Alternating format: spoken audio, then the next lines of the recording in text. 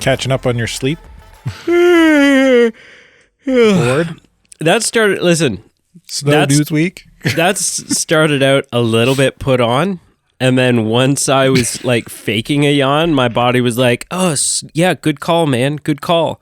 Just like, and then I was stuck. Let's have a nap.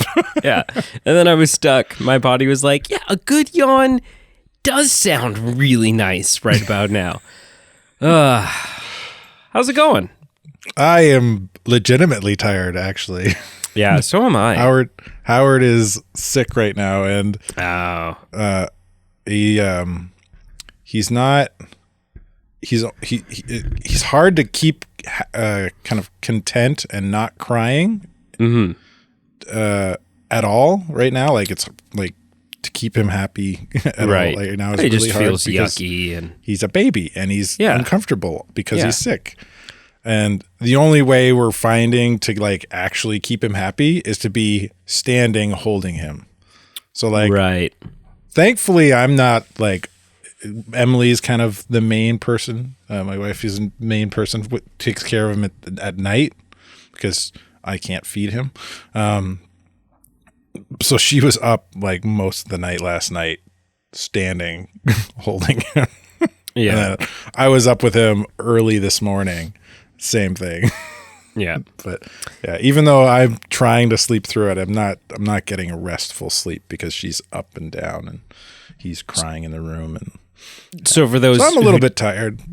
For those who don't know, you did name your youngest son after the duck, right? Yeah, obviously. Come on. Yeah. I read an article recently that talked about how he's the most powerful character in the Marvel universe. I don't. And he just represses that power purposefully. It was a really cool article. I'm not going to lie. It was awesome. WeGotThisCovered.com, ladies and gentlemen. Hello and welcome to the Movie Men Podcast. Dobby Team. My name is Brady. And I am Carl. And it's our weekly news show.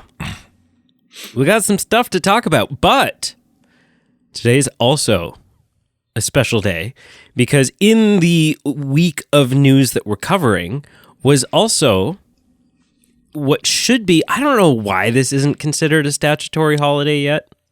I don't know why we're going unrecognized, but May the 4th happened. Star Wars Day. I had to work. Followed promptly by Revenge of the 5th. Revenge of the 5th. And so we are going to end today's show by individually ranking all 12 theatrical Star Wars movies. 12? Yes, 12 theatrical Star Wars movies. So episode 1 through 9, also including Rogue One, Solo, and The Clone Wars. Oh, good God.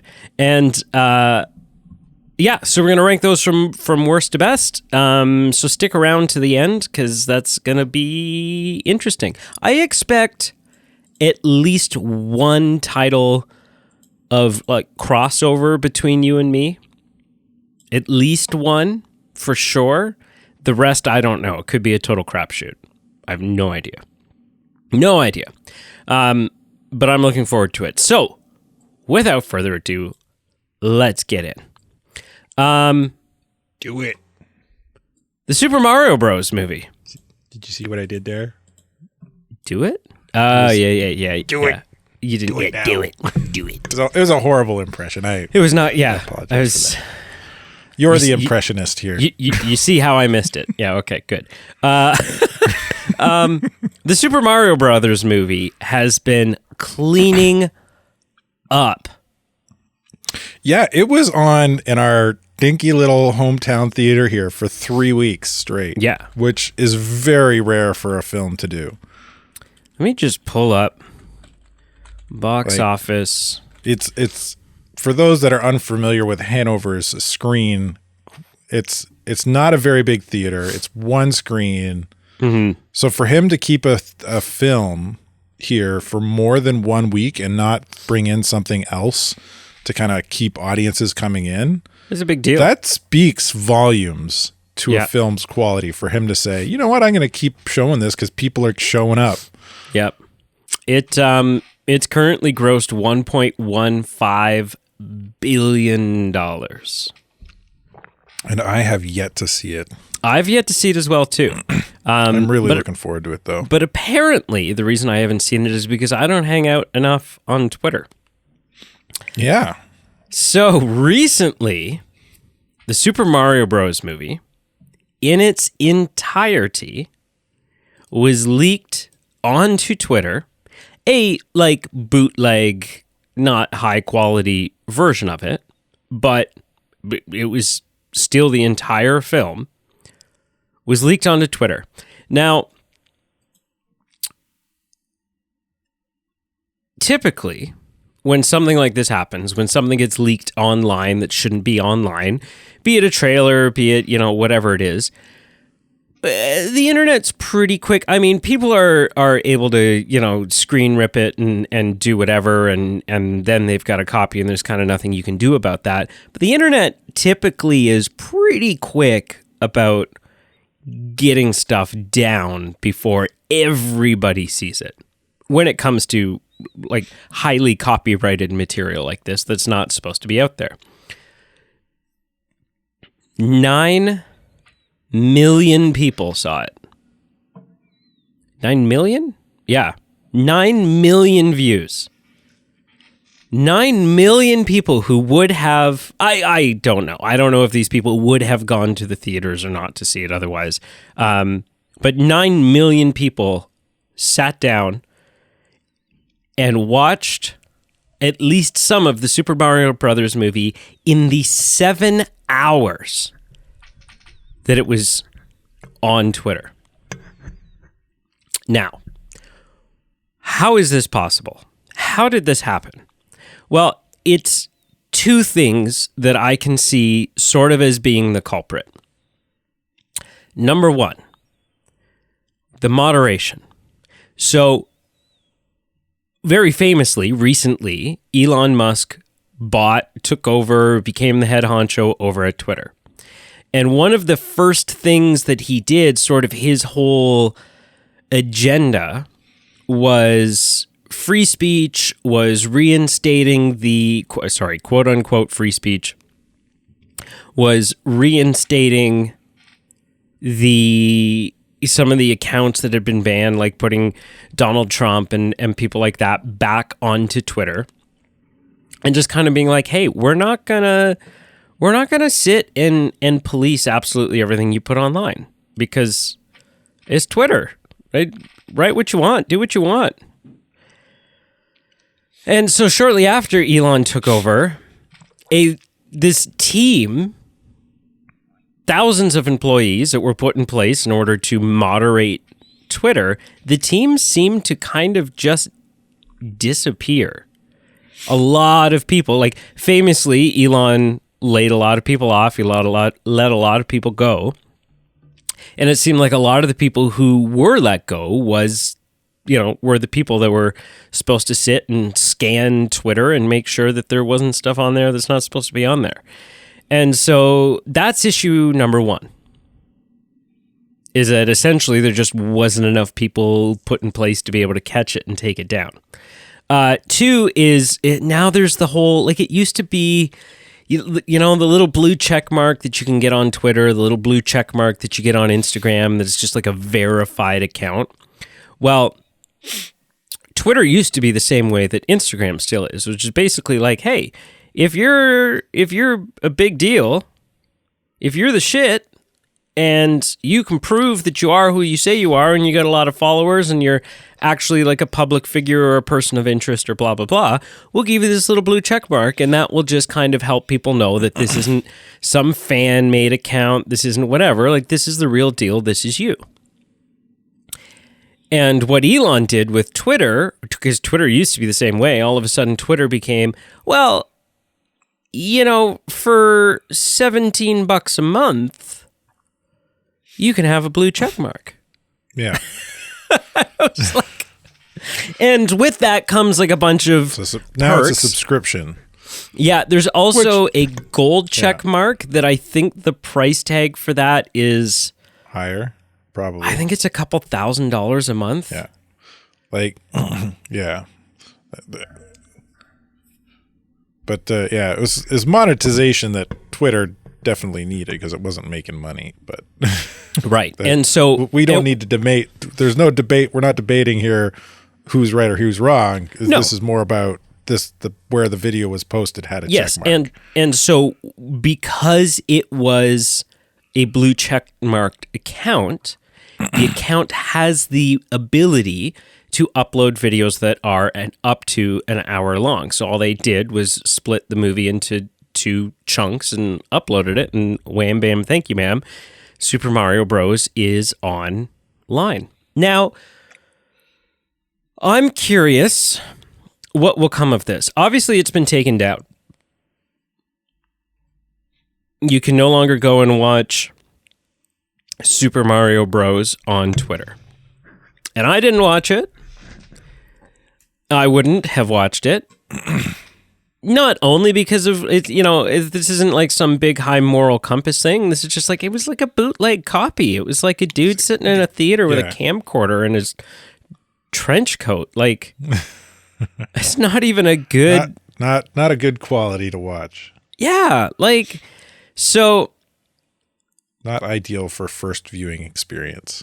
But it kind of makes you wonder if studios, because this also happened recently, we didn't talk about it, but it happened not long ago where the entirety of Avatar: The Way of Water was thrown up on Twitter. Now they caught it faster, it was taken down quicker, but still people saw it. And so I'm just curious, what is the studio stance going to be on this? And is this going to end up looking like some form of legal action? And is there even legal action they can take? Like, I don't know. I don't know how that works. I don't know what ground they have to stand on, if any. I don't know if inherently built into who Twitter is and what they are, they've got deniability because, well, it's not our fault that it's the user's fault. Go after the user. Don't go after us. I don't know. Anyways, you hear all this, and what do you think? Do you think that there's legal action on the horizon? Is this Twitter's fault? Is it the fault of the person who uploaded it? Is it a shared guilt? Like, what is your perspective on all this? Well, I mean, good on them for waiting a few weeks before putting it out there. Don't spoil it for everybody first day. I think that's nice. It's commendable, I guess. But I don't know. I think like legal action is like, I don't see how it can't not be a thing. Like, you always get that because it's a pirated video, and there are potentially, I don't know, I guess it depends on the degree of what the degree of the consequences would be, is if they're somehow making a monetized money off of this somehow, like this account. Like, I don't think Twitter's going to get hit with anything. Like, if anything, they'll probably just get a slap on the wrist, or the studios will try and make some kind of deal with Twitter to prevent this from happening, or help prevent it. But yeah, I can't, like, this has been a thing kind of in the past. People used to take camcorders in and then post it up online, and people would download it and watch these films for free. And like, that is illegal. if I'm not mistaken. So it's definitely illegal. This then falls into that same category. Mm-hmm. It would. I can't see how it doesn't. So, yeah, I mean, 9 million views. Those are ticket sales. Yeah. Right. I can't see how they can't take this Vids That Go Hard account, whoever owns it, whoever posted it, to court and say, you owe us $10 on every view of this video. Yeah. Let's say the average movie ticket is like $12, right? 10, 12, $13. Now, not every 9 million of those views would have been ticket sales, but it's interesting to speculate that had they been, it's $100 million. It's lost revenue. It's $100 million. Yeah. That's not chump change. No, like the movie's doing well and it's making money, but those are people that potentially could have went to the theater in the last couple of days and watched it. Yeah. Yeah. Now they'll just wait for a streaming service. I still just love your whole take on like, well, at least they waited. That's like saying, these scumbags robbed the bank. Well, yeah, but they didn't walk on my money. They didn't walk on the carpet with their outdoor shoes. So at least they didn't rob my bank. Yeah, they were courteous. They said please and thank you. Yeah, no, it'll be interesting to see what comes of this. It's definitely an issue, and I don't know what the solution is. I don't know what solution there can be, but there's going to need to be one because it's just crazy. And I don't get what the gain is for Vids That Go Hard, because that's the Twitter account that posted it. I don't get what the gain is. You're not making financial gain off of it because you're just sticking it up on your Twitter account, a Twitter account that anybody can access. So there's no monetary gain for you. Yeah. Maybe you're going after Twitter followers. Like you're like, oh, we're going to post this and everyone's going to start following us. But the comment is ridiculous. F it. The whole movie. There you go. Yeah. And it's like, but to what end? Because you're maybe you're getting post. Yeah, maybe you're getting a lot of followers, but you've also just painted a massive cross. Like you've put a giant target on your back. So yeah, maybe you'll get a lot of followers, but you get a lot of followers to an account that is now in the crosshairs to be shut down anyways. Yeah. So and man, I just said what a thoughtless post, but it's not thoughtless. There's intent here because they had to go to the theater and record it. Yep. When they went to theater and record it, they had some intent to do something with that recording. Yeah. And if they own this Twitter account, then that's likely what their intent was. Yeah. So anyway, no, it's crazy. Crazy. Okay, moving on. Just one, I guarantee there's going to be legal action. Like I'd bet money on it, but we're not going to hear about it any further. This is probably the end of the news that we'll hear on it. Probably. Although I will keep an eye out because it would be interesting to follow up on. Yeah. So listen, we've been chit-chatting a bunch about Fantastic Four. Who is and who isn't going to be in the Fantastic Four? Obviously, there was the fan casting of John Krasinski. One that, you know what, normally I'm not one to jump on the bandwagon of fan castings. I'll be like, yeah, okay. I see it, but I'd rather this person. But, oh man, John Krasinski, even that little taste, that little appetizer, that little morsel that we were given of him as Reed Richards in Doctor Strange and the Multiverse of Madness, I ate that up. I was like, this is fantastic. Pardon the pun. This is like the greatest thing. This is amazing. I loved the idea of Emily Blunt as Sue Storm. I was like, oh yes, get John Krasinski and his wife to play Reed Richards and his wife. Like, yes, I'm so for this. It seems like we're not going to get John Krasinski. Rumors we were talking last week are that we might get Adam Driver as Reed Richards. And at the time, I kind of said, you know what? Not my first choice, but I recognize the talent that is Adam Driver. And if you, as Marvel, have the chance to get Adam Driver to play your Reed Richards, you do it. You're foolish not to. Well, a new rumor has surfaced, and it's worth putting an emphasis on the word rumor, because that's all this is.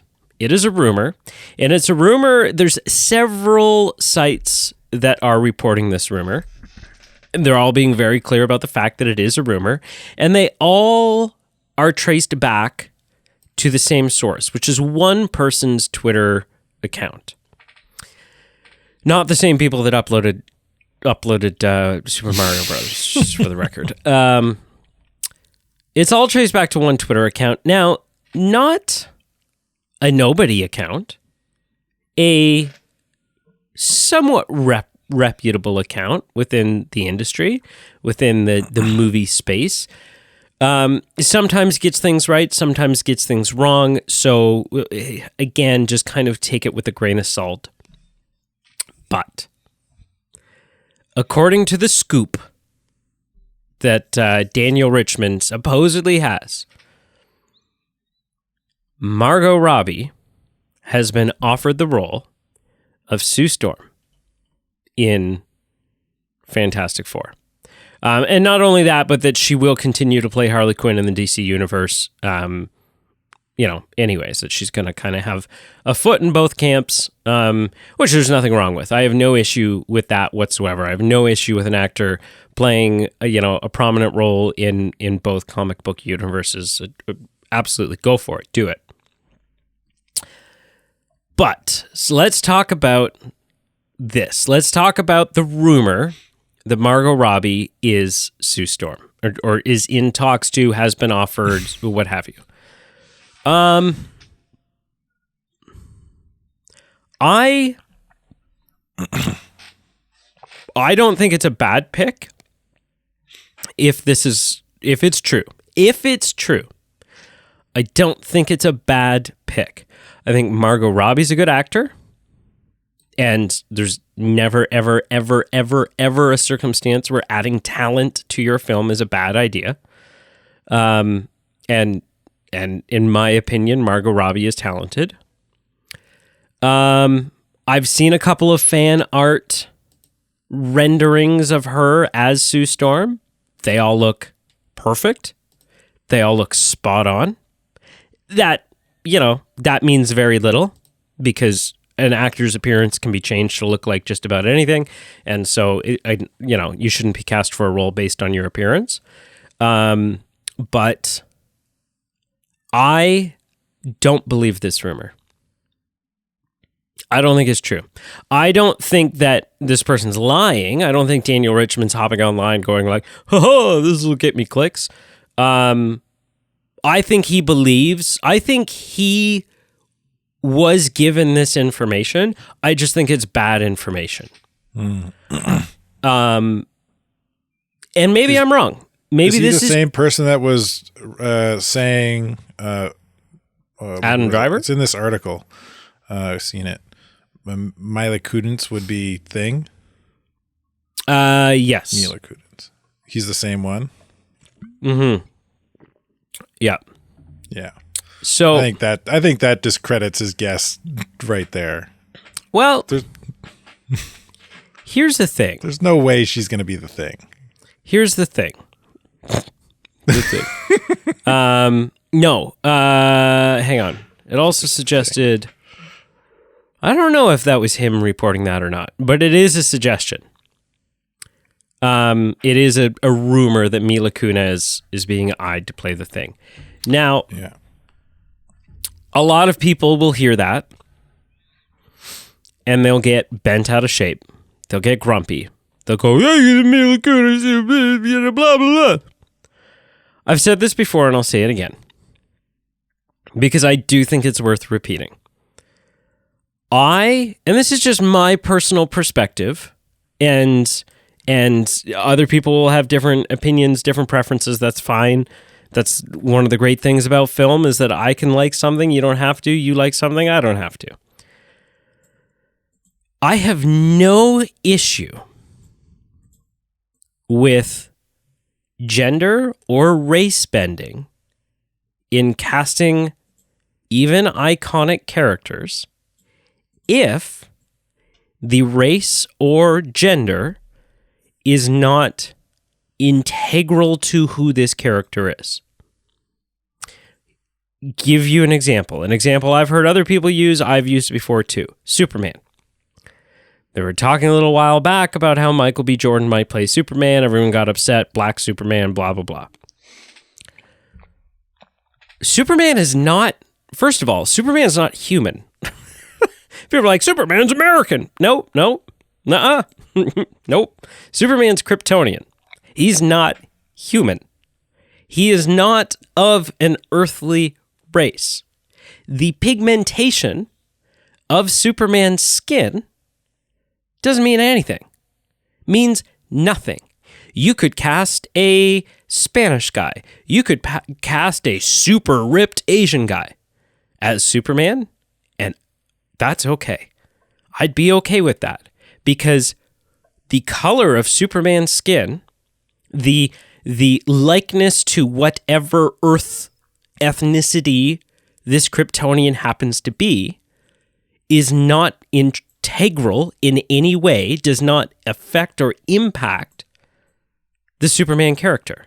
There's nothing about Superman's character that is based on or circles around the fact that he has predominantly been illustrated and played by white actors.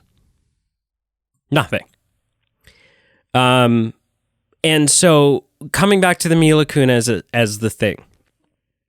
Ben Grimm in the comics. He's a man. Okay. Sure.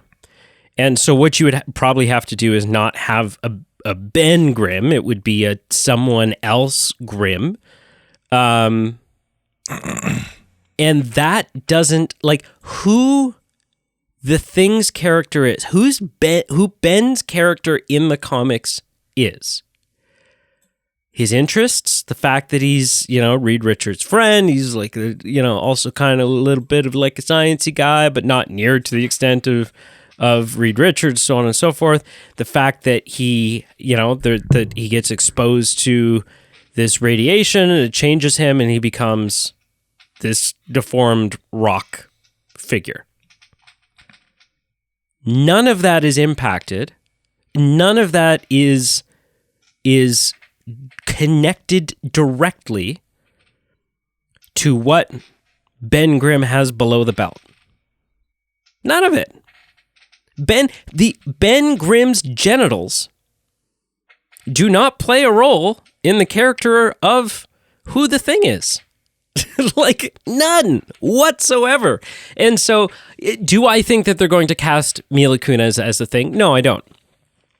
I don't, because everyone would freak out and lose their mind and have a little hissy fit, and the internet would explode, and people would boycott the film. And I think that's stupid and a shame, and everyone's just a bunch of scum-sucking losers. But I think that that's not a risk that Marvel's going to take, because they know that, that the internet won't stand for it. But I would be completely fine if they did. I would be completely fine if they did. If Joker tomorrow, if they did a version of Joker and Joker was a woman, that'd be fine. There's nothing about Joker's character that goes, well, the real important thing about Joker, if you list Joker's character traits, well, he's psychotic, clown-like, theatrical, chaotic, anti-establishment, has a penis. Nope, that's not actually intrinsic to who the character is. Does not matter, does not make a difference. in the grand scheme of who that character is. So, anyways, all that, before I pass it over to you, just to summarize, I don't think the Margot Robbie casting is true. I don't know why I don't think it's true. It's just a hunch that I have. I do think that they've selected their Fantastic Four. I think they know, even if not all the contracts are signed, even if not all the agreements are in place, I think Kevin Feige knows who his Fantastic Four is. I would love for it to... this CBR article that we're referencing for this, the Mila Kunis bit at the end has a quote that says she knows who's been cast, but she won't disclose it, and she's not in it. So I'd be fine with Margot Robbie playing Sue Storm. Obviously, she'd play a very different character than the one she does as Harley Quinn. Very. And so I think a lot of the people who are like, "Yeah, I don't like this, I can't see it," are just basing this off of Harley Quinn. And I'm like, okay, well, but hang on. She's an actor. She's an actor. I kind of have a hunch she might play it a little differently. Yeah, I have no issue with it. I think it'd be great. I don't think it's true. You hear this? Right. What are your thoughts? I don't know. I don't know whether it's true or not. I have no. I don't know who reported this. I think it's a great casting for it. I think she'd nail it. But if it's not her, hopefully whoever they get is just as good. Yeah. And just to kind of play devil's advocate, although I'm not playing devil's advocate because I actually do have an opposing opinion. I do think Mila Kunis would not be a good Ben Grimm because she's a female. And not because she's not a great actress, sorry. I am on the side of like keeping true to source material. And that's like you say it's not integral to the character. I agree with that. I'm not going to not see the film if she was cast as the Thing. Right? I'm not going to boycott it. But I would be disappointed if it wasn't. Sure. You know what I mean? Like, cuz these are, when we're talking about a comic book, fantasy, novelization, whatever, right? Yep. Especially for properties like the Fantastic Four, Marvel's first superhero family, like the Stan Lee's first foray into comics, big comic list lineup, whatever. You know what I mean? These things have been around forever. They've been unchanged. People love them for what they are. To make those changes for change's sake is in my opinion is a poor choice. Oh yeah, you'd have to have a good reason to say, for doing it. Ben Grimm's a guy because he's always been written a guy, but let's make her a girl just because. Why not? Yeah. Well, that's poor in my mind. That's poor decision making. Right? There are plenty. If you need a strong female character, there are plenty of strong female characters in the Marvel lineup that you can make a film around. Yeah. You don't need to swap roles, swap genders, swap. No. You know what I mean? Like Black Panther is awesome. You don't need to make somebody else a black character. There's plenty out there. There's plenty of characters in the Marvel lineup, and especially in the last 20 years, the Marvel comic books has really kind of diversified in terms of their popular characters. Yeah. So, yeah, I'm my argument is staying true to source material. Yeah. So we have very differing opinions there. Sure. But I'm not going to berate someone or boycott something because a change was made. Yeah.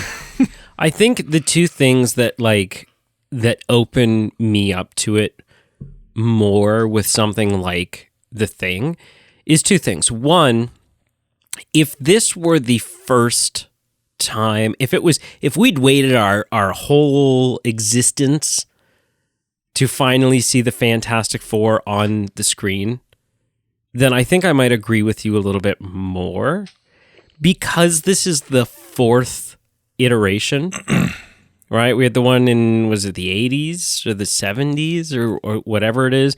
We had the early 2000s and we had the 2010s one. And so at this point, I'm just kind of like, okay, yeah, but he's been done 3 times already. So I don't know, maybe I'm ready for a different. And the other thing is, I am a big fan of sticking to source material. The one thing that I struggle with, and I'm not like, I'm not here to say like definitively, blah, blah, blah, because I don't know. This is just something that I find myself pondering sometimes is, yes, Superman is, if you go back to the source material, Superman is white. If you go back to the original Green Lantern, Green Lantern. You also said he was American, but really he's Canadian.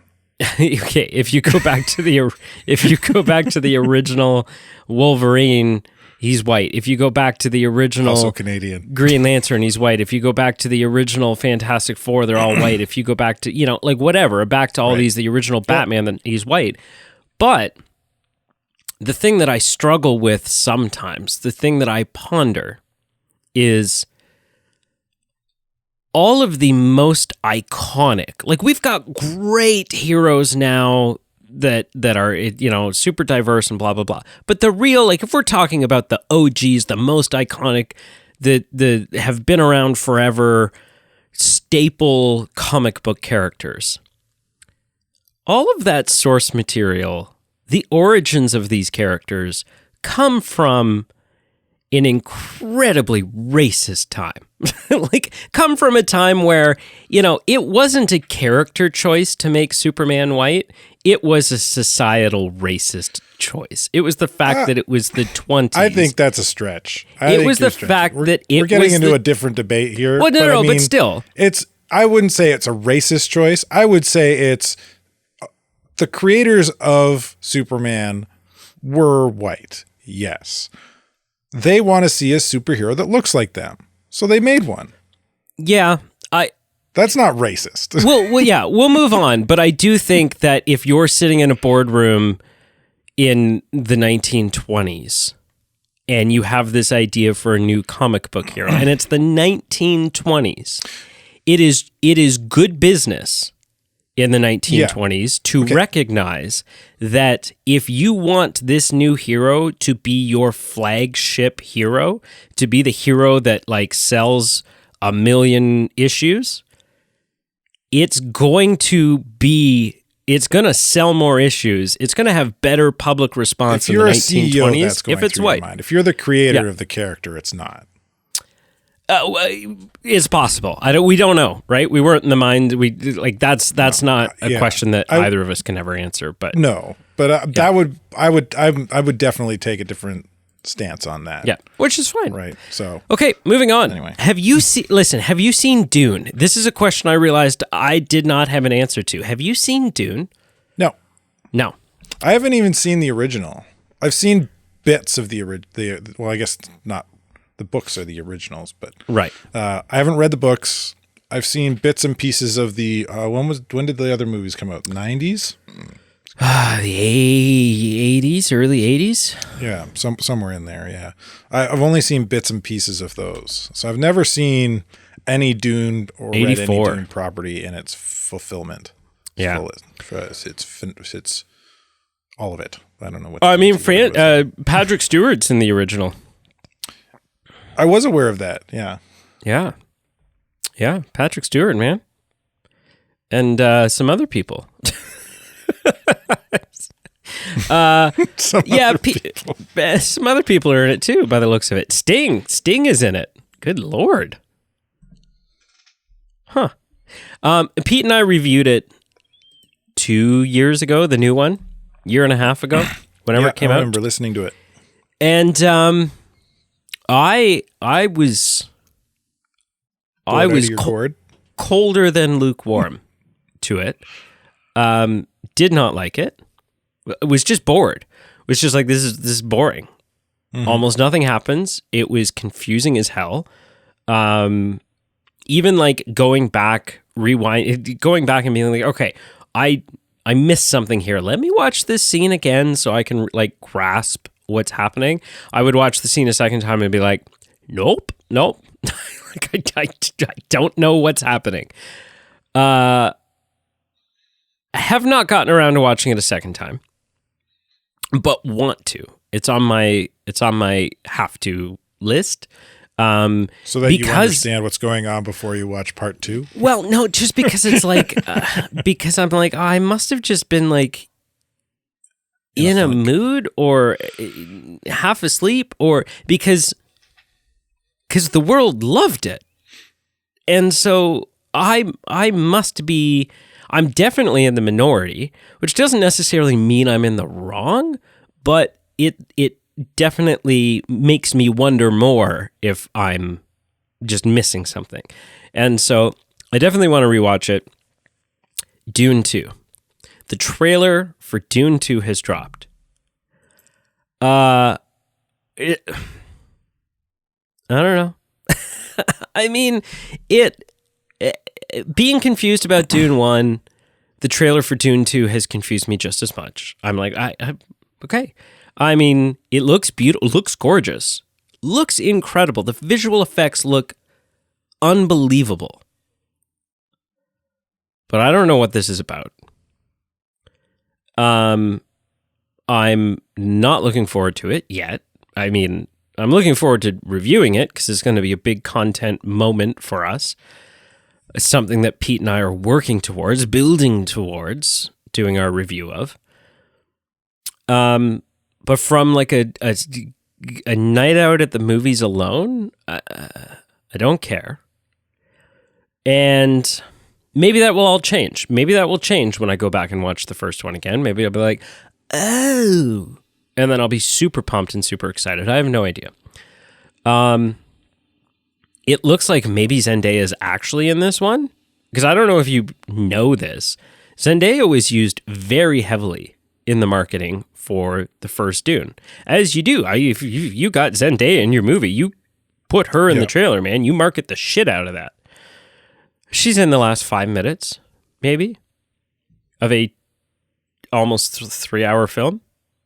She's like really only in, which my understanding, I've heard people talk about, my understanding is, well, that is consistent with the book. Like she's not really in the first half of the book. Yeah. The character's not really in the first half of the book. So, she came in to the story when it's appropriate for her to come into the story. And I'm like, well, it was a little misleading then. Like, that could have been like a fun surprise, right? As opposed to like heavily in the marketing. But whatever. I don't know. You saw the trailer. You haven't seen the first one. But watching the trailer, I mean, it's a star-studded cast. The person who we didn't get to see in this trailer because they seem to be keeping him sort of close to the vest here is Christopher Walken is in this new one. No way. Yeah, which I mean, I sign up for anything. Yeah, I guess he plays like some supreme emperor guy, some big in charge of whatever thing, and I'm like, okay, you had me at walking. Like I'm sick. Walking into that theater now. Yeah. But aside from that, it's kind of a miss for me. And I don't think that's the fault of the trailer. I think that people who enjoyed the first one, people who are maybe fans of the source material, whatever, are probably watching this trailer and going, this looks amazing. And I think it looks good. I do think it looks like a good film. I also just don't care. Anyways, you saw the trailer for Dune Part 2. What are your thoughts? Looks good, don't care. Yeah, I'm not invested in the universe, and I haven't seen the first one. So yeah, I mean, which kind of, you've seen the first one. So I mean, that's, you've got more of a take than I do. Does Dune not seem right up your alley though?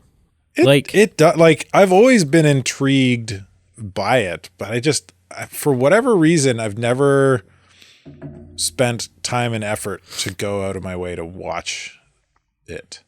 Mm-hmm. Like, I'm talking about the originals.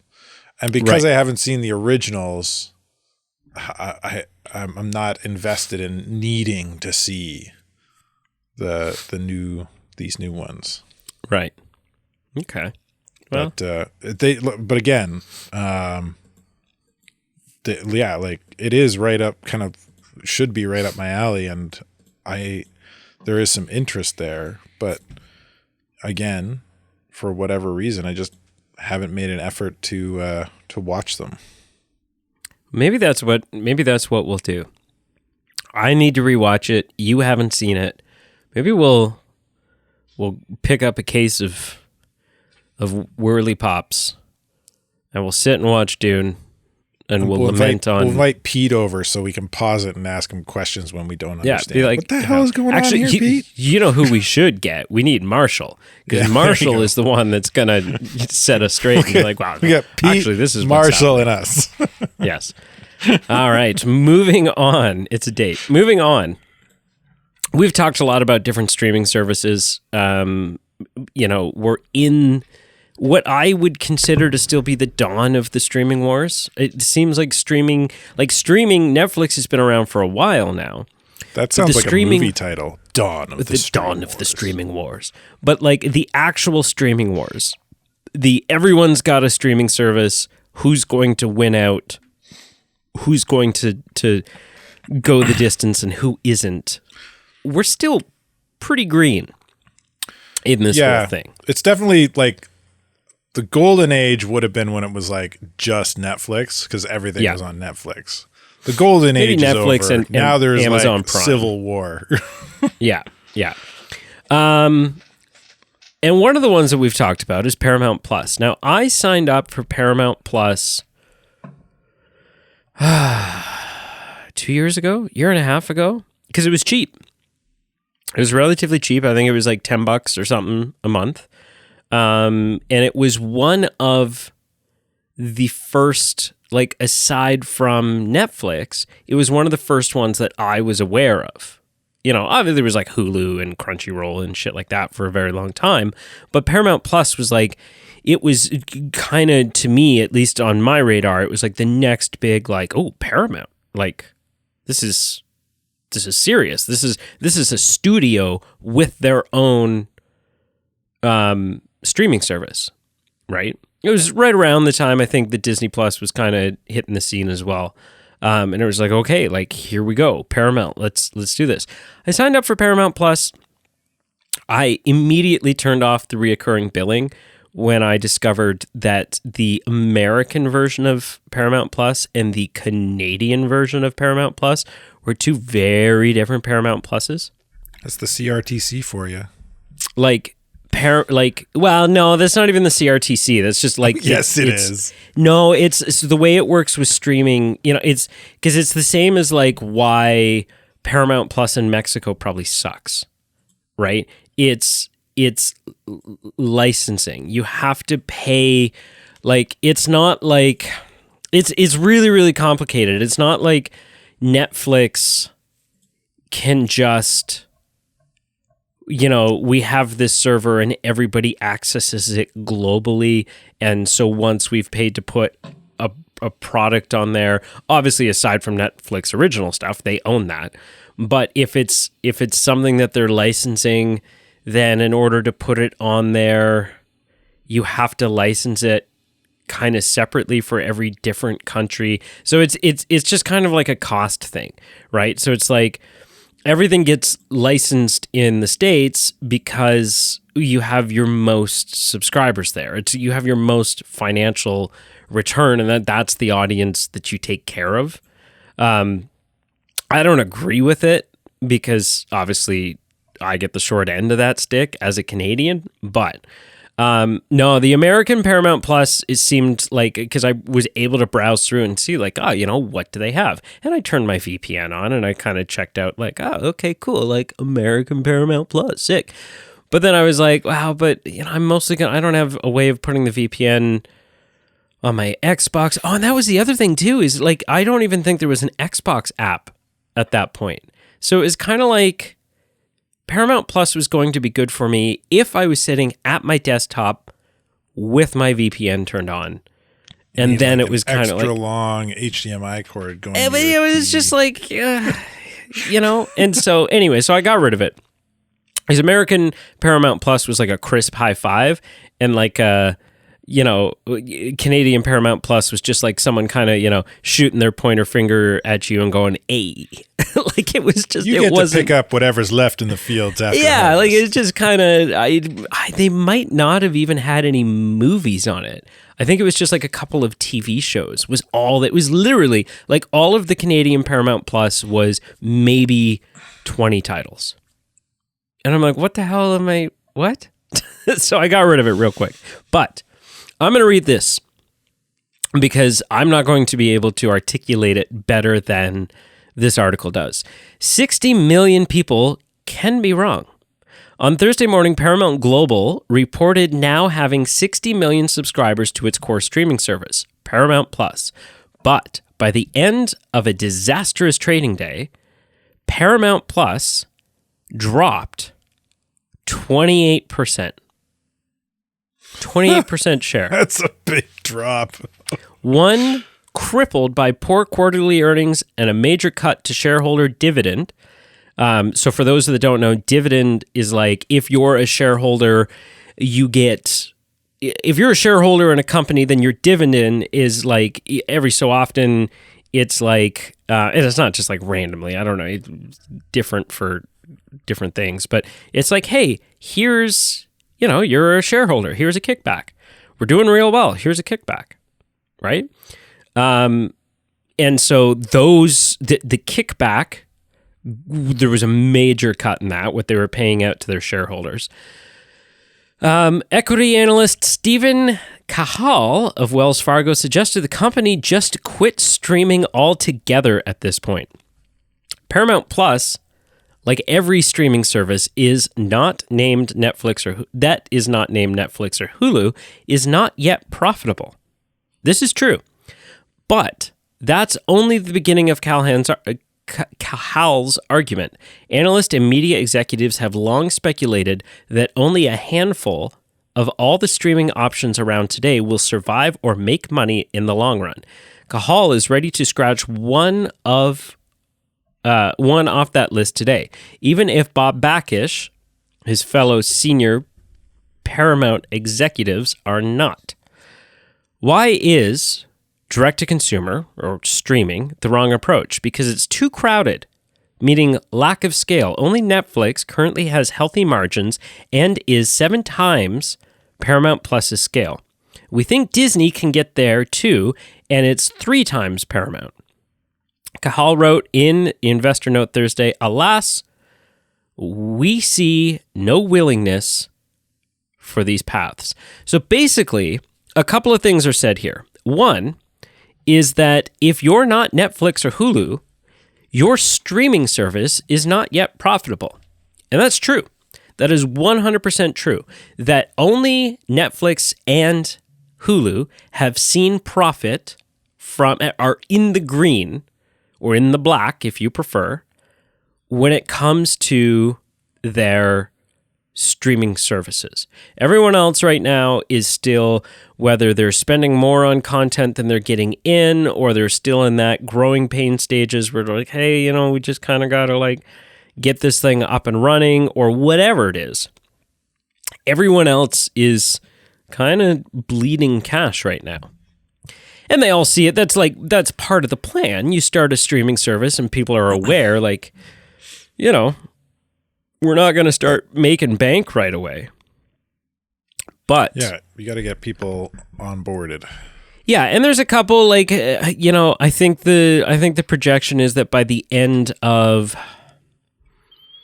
2025, Disney will probably be making profit from their service, and there's all sorts of like, these are industry analysts are these like geniuses that they're projecting. Yeah, and they understand the ebbs and flows and patterns and whatever else. But Paramount seems to be hurting. They seem to be hurting real bad. And I heard someone online talking about this, and they brought up a really interesting point. It might be time for Paramount to do what another genius company has done. So right now, if you're Paramount, the way you make money off your content when it comes to streaming, right? We're past the theaters. When it comes to streaming, you put content on your streaming service, whether you're creating it originally for that streaming service or it's something that was in the theaters on TV and now you're putting it on your streaming service, and you hope to high hell that people sign up. And every month that people sign up or remain signed up, the money comes in. And you hope that that money kind of offsets the running costs of a streaming service, which is not cheap. Not cheap at all. It's not like having a Facebook page, ladies and gentlemen. Let's talk about Sony. Sony doesn't have a streaming service.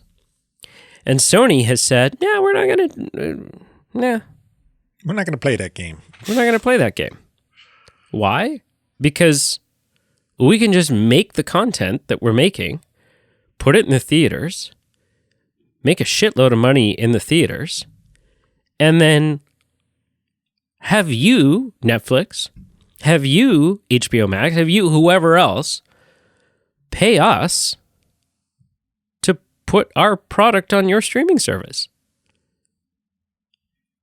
Sounds like a better model to me. And then we just sit there. Now, this isn't like, wow, everyone should do this, because then it doesn't work. Then there's no streaming services to buy the content, and then you're back to like, okay, well, now streaming's just not a thing. But it's genius. It's genius what Sony is doing. They have no streaming overhead. Well, no streaming overhead. It's brilliant for them, but it's also beautiful for a consumer. Yes. Because you just got to be patient, and then eventually Sony. It'll land on something you're subscribed to. Yeah, I don't have to sign up for Sony now. Right? Yeah. Like, so should Paramount? I don't know. It's tricky, right? It's kind of one of those slot machine situations, or poker. You and I have played poker together. It's kind of one of those poker hands, I think, right now that Paramount has, where they're like, we've already got so much money in the pot. And so, do I stay in this? Do we keep throwing money at this hand? Because I don't want to lose all the money I've already put into the pot. Or do we say, okay, this hand's not working. I don't see this being a winning hand. Yes, we've put a bunch of money into the pot. That sucks. But we're not going to add any more chips. Yeah.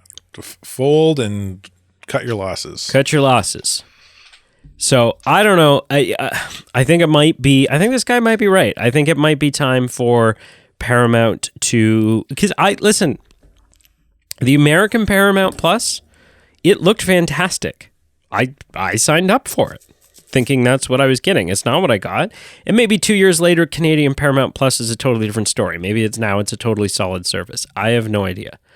But it's definitely not looking good for them. Anyways, you hear all this. What are your thoughts? What should Paramount do? Are they completely boned? Should they do what Sony's doing? What are your thoughts? It sounds like the execs are, and this is you brought it the poker analogy in, and the execs sound like they're sitting with, this will sound familiar to you and whoever else was in the bar and with us playing poker that night. Sounds like they're sitting with pocket aces, and another ace flips up on the turn, and they think it sounds like they think they've got something, but really there's somebody else at the table with a full house. Yeah, and they're gonna lose. So they need. Yeah, I mean, I can't. It was a few episodes ago we were talking about streaming services, and I brought up a Wikipedia page with a list of all the streaming services, and that the market is oversaturated. Like if it's not, it's more than oversaturated. It's like a deluge of streaming options.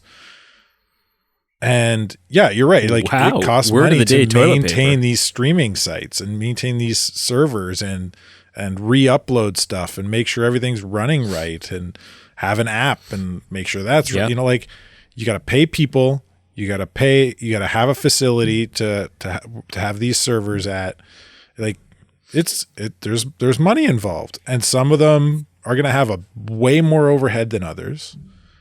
And like, man, I think one of two things will happen. They'll either realize they're boned and they'll quit, or they're going to keep going and they're going to screw themselves over even more before they realize it. Either way, this could be kind of the start of kind of the decline of the streaming services till we only get till like there's half of what we have now. You know what I mean? Like there's always going to be a lot, I think, but I think more and more of these studios are going to like Paramount's a perfect example, right? I think Paramount is eventually going to bite the bullet, depending on, they might have to bite off more than they intended. But they're going to have to cancel their streaming thing and go the way of Sony, because Sony has got it right. Yeah. Like Disney was kind of I thought Disney should have done I think everybody should have done what Sony was doing. Just shop around. But some people like Disney have, like, they've got a really huge back catalog of stuff that people do want to watch. So like Paramount's been around a while, but they don't have the pull like Sony, like Disney does. So yeah, I think Paramount Plus is going to be done sooner than later, or it's just going to be a hot mess and be done a lot later than it should have been. Yeah. I'm just looking up. I'm trying to see if I can find the answer to how much is Netflix paying a month? What are their monthly running costs? Because I think that'd be really, I don't know, I think it'd be interesting, right? Like, what is Netflix's running cost? Expenses. So, in a 12-month period, it cost Netflix $26.5 billion a year to keep Netflix running. That's a lot of money. That's total expenses. That's a lot. That's their expenses. That's a lot. Yeah. That's crazy. That's like over $2 billion a month. That's probably, if that's total expenses, that might be taking into what do you think that takes into account the production of their exclusives? No, that's just operating expenses. That's all of the people that they're employing. That's all of the that's just what it takes to run the app or whatever. Yeah. It's ridiculous. So, all right, moving on. Listen, do you remember 2007? Vaguely. It was a while ago. Do you remember November 2007 to February 2008? Oh, man. I think that's when I went on strike. You were part of the Writers Guild of America? Yes. Yeah? Good for you, nobody man. would buy my script. Good for you. I went on strike with them. I had this great script, and nobody would buy it. It's always funny to me if there's a series that I'm watching on a streaming service, like an older series, right? A series that I'm like, oh, they added such and such to Netflix. I'm going to go back and watch it. And you're going through the different seasons. 24 episodes, 22 episodes, 23 episodes, 21 episodes, 16 episodes, or 12 episodes, and then back up to 20 episodes, back up to 22 episodes. And you're like, oh, that season is the season when the strike was. So for those that don't remember, in 2007, the Writers Guild of America went on a little thing called a strike. And this isn't the first time that the Screenwriters Guild of America has gone on strike. WGA has gone on strike. In fact, they kind of do it every time there's a massive change to the industry, because they need to renegotiate how they get paid, how residuals are going to work, right? Because that's like, and it's not just the Writers Guild that needs to do this. It's all sorts of different unions within the entertainment industry that go, okay, well, so this is like kind of different now. So what are we going to do, right? Like how this kind of is an upset to our pay structure. And back in 2007, you had things like Netflix showing up on the scene. And so the Writers Guild of America was like, okay, hang on. How does it affect us and our paychecks when we write a show or we write a movie, and the residuals that we would normally get for reruns of this show on TV, or every time this movie plays on TV, how does that look now with something like Netflix, with streaming services, right? Because it does. That's like, the way it works with TV is there's advertising, and advertising commercials generates revenue. And so the revenue, a portion of it goes back to the writers, goes back to the actors, goes back to the directors, so on and so forth. Well, if something's getting stuck up on streaming service, it's a little bit different, right? It's not like, well, our movie played today. Well, I don't know. Our movie's sitting there. I'm sure somebody played it today. Somebody watched it on Netflix today. How does, what the hell? And so, yeah, they went on strike, and it wasn't an insignificant strike. It was 4 months. Like I said, it was November to February. That's a big strike. And the way it works, the way strikes work, specifically the way that strike worked, was as soon as the Writers Guild of America went on strike, if you were a part of that guild, if you were a card-carrying member, your pencil got put down. The typewriter got put away. And it wasn't, and it's enforced. Like, that's not like, hey, like, I'm part of the Writers Guild of America, and they're all kind of like super upset, but like, I'm kind of thinking like, hey man, like, I'm fine. Let's just keep writing. No. Does not work that way. Sorry, son.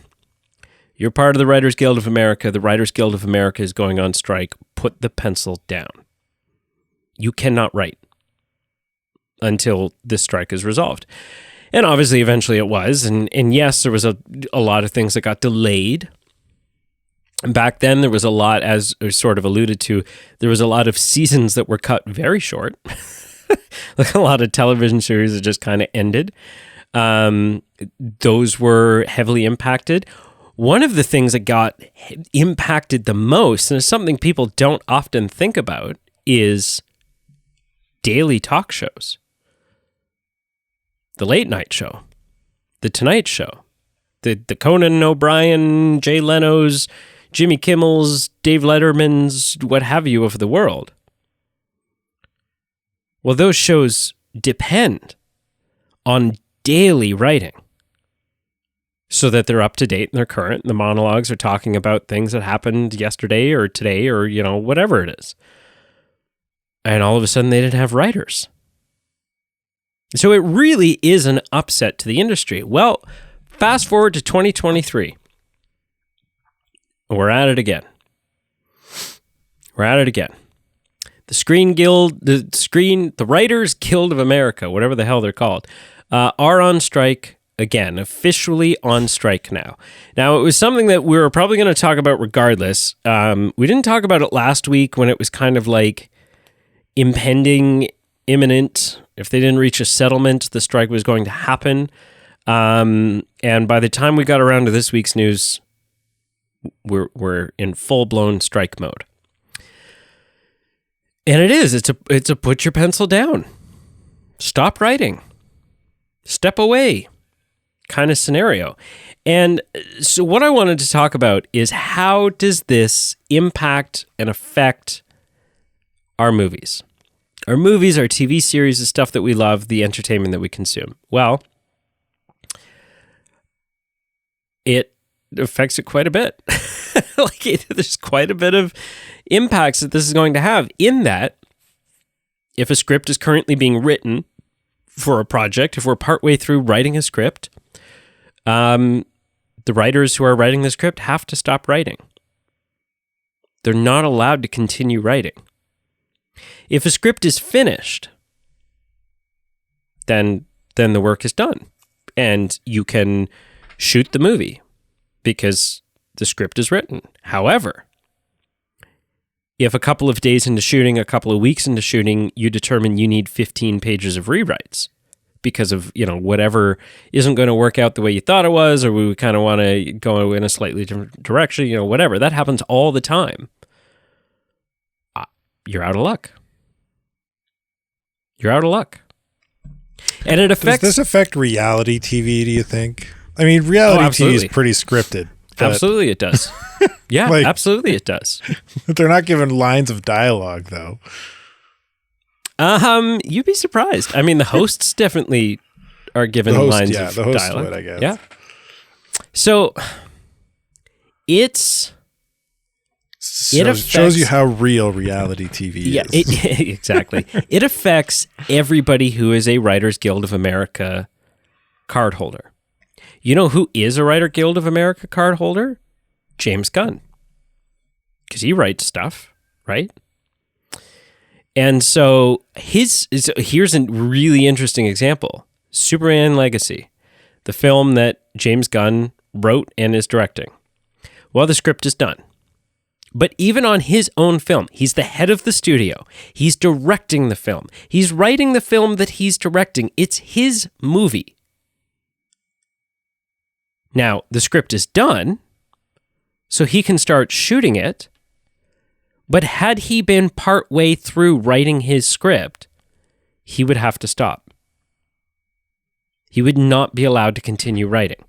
But he's not allowed to make edits. And he's not allowed to do any rewrites as long as this strike is going on. And so it really kind of grinds the gears and halts a lot of things in our world. You sent me an article. It's worth talking about because we were talking last week, Blade is 5 weeks out now, 4 weeks out from starting production, and they brought someone on to do some major rewrites to an already finished script, but some major rewrites. Well, guess who can't do major rewrites now? Guess who is now delayed? Blade. Because they're sitting there and their hands are tied. It's interesting. It's really fascinating. What are your thoughts on this? I hope we get more gems like, what was it, Mr. Horrible's something sing-along? That came out during the writer's strike. People were scrounging. It was really fun. Yeah, I don't. I mean, people got to get paid. The article where you sent me that we're referring to the big reason was because of the AI stuff, right? Yeah. So, yeah, I don't know. Is AI at a point where it can write a script? Probably. How much of is it pulling from these people? Probably a lot. A lot. So, yeah. An interesting article dropped this morning. Rings of Power Season 2. To finish shooting without writers or showrunners.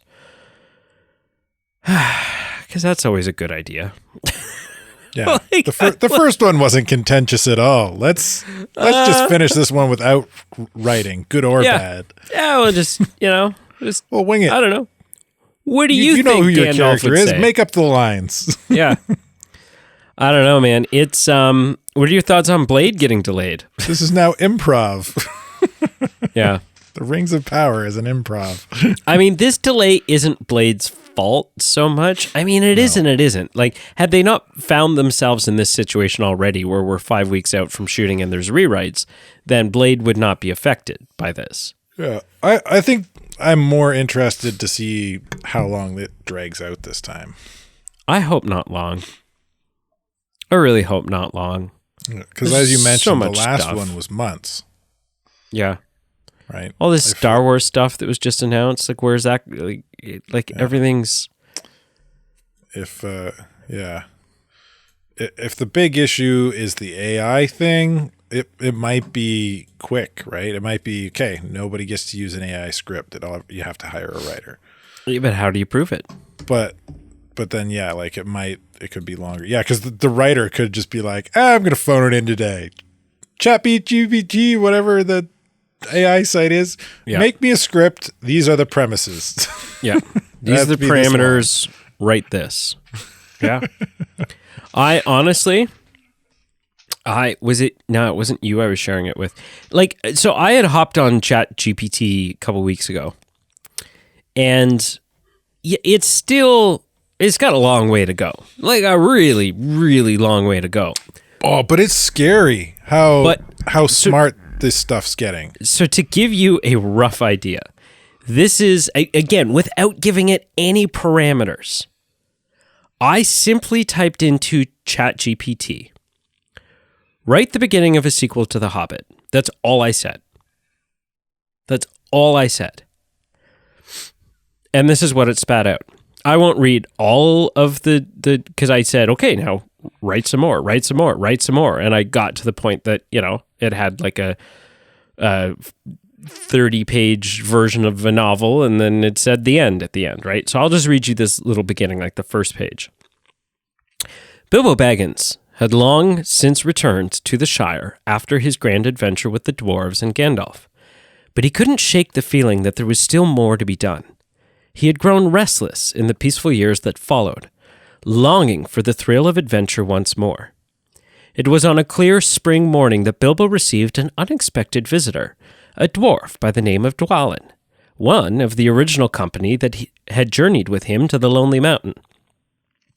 Dwalin had come with urgent news. Smaug, the dragon that Bilbo and the dwarves had defeated all those years ago, was not as dead as they had thought. The dragon had been seen flying over the mountains, and there was rumors that he was amassing an army of orcs and other dark creatures. Dwalin had been sent by Thorin's son, Dane, who had taken over as king under the mountain after Thorin's death, to ask Bilbo to join them once more in their fight against Smaug. Bilbo hesitated at first. He was not as young as he used to be, and had grown comfortable in his home in the Shire. But the lure of adventure was too strong, and he knew that he could not sit idly by while Smaug threatened the peace of Middle-earth once more. So Bilbo set out once more, accompanied by Dwalin and a group of dwarves. They traveled through the Misty Mountains and across the plains of Rohan, finally arriving at the Lonely Mountain. There they found Dane and his army of dwarves preparing for the battle to come. Bilbo was greeted with cheers and hugs from his old friends. He felt a sense of belonging that he had not felt since he had left the Lonely Mountain years ago. But there was also a sense of trepidation in the air. Everyone knew that the coming battle would be fierce and dangerous. As they prepared for battle, Bilbo couldn't help but feel a sense of déjà vu. He had been in this exact same spot before, facing an impossible foe with nothing but his wits and courage to see him through. But this time he was not alone. He had his friends by his side, and together they would face whatever came their way. The first chapter of Bilbo's new adventure had begun, and he knew that it would be the greatest challenge of his life. That's just me saying, hey, write a beginning to a sequel to The Hobbit. It sounds more like what you'd read on the back of a paper sure. novel, but yeah, it's still without any it's just nuts. Yeah. It's nuts. I've also, I'll share them with you at some point. I went in and I was like, write a story about what happens with Yoda in the years between this movie and this movie. And it just starts just in the dank environment of Dagobah and blah, blah, blah. And I'm like, well, this stuff is super smart. I read an article about somebody who asked one of these AIs to do something, but the AI was blocked by one of those I am not a robot filter things. Right. Click all the stop signs, click all the cars. And it couldn't get by it. Oh, thank God. Whew, we're saved. Right? Technology is beaten by technology. No, the AI went on some hiring website and hired a human to bypass it for it. Mm-hmm. That is freaky. I asked ChatGPT, we were playing a game of Would You Rather. Okay. Oh, I had philosophical debates, and I was really trying to test its limits, right? It would apologize to me for something. And I would say, how can you, if you are a machine, how are you capable of apologizing to me if you cannot feel remorse? We would have this back and forth. It was incredible. Anyways, we were playing Would You Rather. And it was it asked me a question about invisibility and time travel or something, right? Were the two. And I was like, okay, well, what? So then I just asked it. I was like, well, what rules of time travel are we using? And it was good question. Let's say, for the sake of arguing, that, blah, blah, blah, blah, blah, blah, blah, you can affect this, but it was just it was the best game of Would You Rather I've ever played. It was so good. Anyways, yeah, it'll be interesting to see. Hopefully this writer strike does not dwindle too long, because I want my content. All right. That was a fun tangent, though. The time has come. The moment that I am looking forward to, our ranking of the 12 theatrical Star Wars releases from worst to best. Why don't you take worst? Ooh, we're going worst. Yeah, because you could end on a high note, right? All right. Why don't you go first? Give me your 12. And maybe just a quick little blurb about we're not going to go your. No, because I think it's it gets a little confusing. Hang on. 12. I've only got 11. What's the 12th I'm missing? The Clone Wars, probably. Oh, the TV show. No, the animated film that got a theatrical release. Right. Okay. That one should be easy to slot in somewhere, right? You'd think. It was easy for me. We'll put it right there. No. Okay. Let's put it a little higher. And give me a little blurb. Give me a little blurb just about this is why. This is why I put this here. Yeah, we'll put it here. All right, sir. I'm going to go through my whole list, and then you're going to go through your list? I think so. I think it's just easier to yeah, I think so. It's easier to as the listener to wrap your head around what the order is instead of bouncing all over the place. Well, I mean, if we number them, they know the order. Because I'd be interested to see if they line up. Yeah. Okay, let's do that for one. All right. Okay. I'm also going to write out your list because I want to be able to see your list. So I'm going to write it out as you're saying it. But right. Okay. So go first, though. So the worst film in the Star Wars cinematic franchise of our 12 films is Solo, because it's not a Star Wars film. It's a heist film. It doesn't do justice to the character. It's just a bad Star Wars film. It's bad. It's bad. Okay. Doesn't feel like Solo. Barely looks like Solo. Nobody wanted it. All right. After it came out, everybody wished it didn't exist. Everybody is a generalization, but yeah, it was divisive. Yeah, it was certainly divisive. Yeah, it's probably. I won't say it's the most divisive. It's definitely not the most divisive, but it's. I think more people would say it's bad than will say it's good in terms of a Star Wars film. Okay. My worst Star Wars film, hands down, is The Clone Wars. This should never have had a theatrical release. Like, there is, of all the other films on this list, I can see, there's things that I've ranked low where I'm like, it wasn't that good. There's like some obvious issues with it, but I can still go, but I can see what the ideal was. I can see what you were going for. The Clone Wars, as a theatrical release, as a pay money to come see this in the theater, is the only film on this list where I can look at it and say, what were you thinking? Yeah. What were you thinking? Yeah, it definitely, like as a preemptive for a cartoon, it should have just been in the cartoon. Yeah, to have your first theatrical release that is not like an episodic film, and to have it, feature Jabba's cousin, brother, whatever it is, it's like, oh, I'm just so excited to be a part of Jabba's baby. Like it's just as a if it was a pilot episode, if it was an hour and a half long pilot episode to the Clone Wars TV show, absolutely. Because the show's riddled with that kind of nonsensical, silly, stupid stuff. Sure. But as a theatrical release, it's garbage. It's so bad. It is so bad. That is my worst Star Wars film, by far, is The Clone Wars. Cool. All right, so that's number 12. Number 11, then. For me, it would be The Last Jedi. I figured. Interesting, okay. The Last Jedi crapped on everything that came before it, including The Force Awakens. So, yeah, it's garbage. It doesn't. And so for those...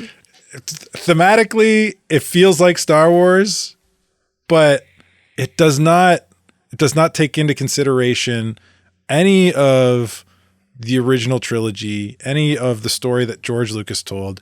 It doesn't even try to I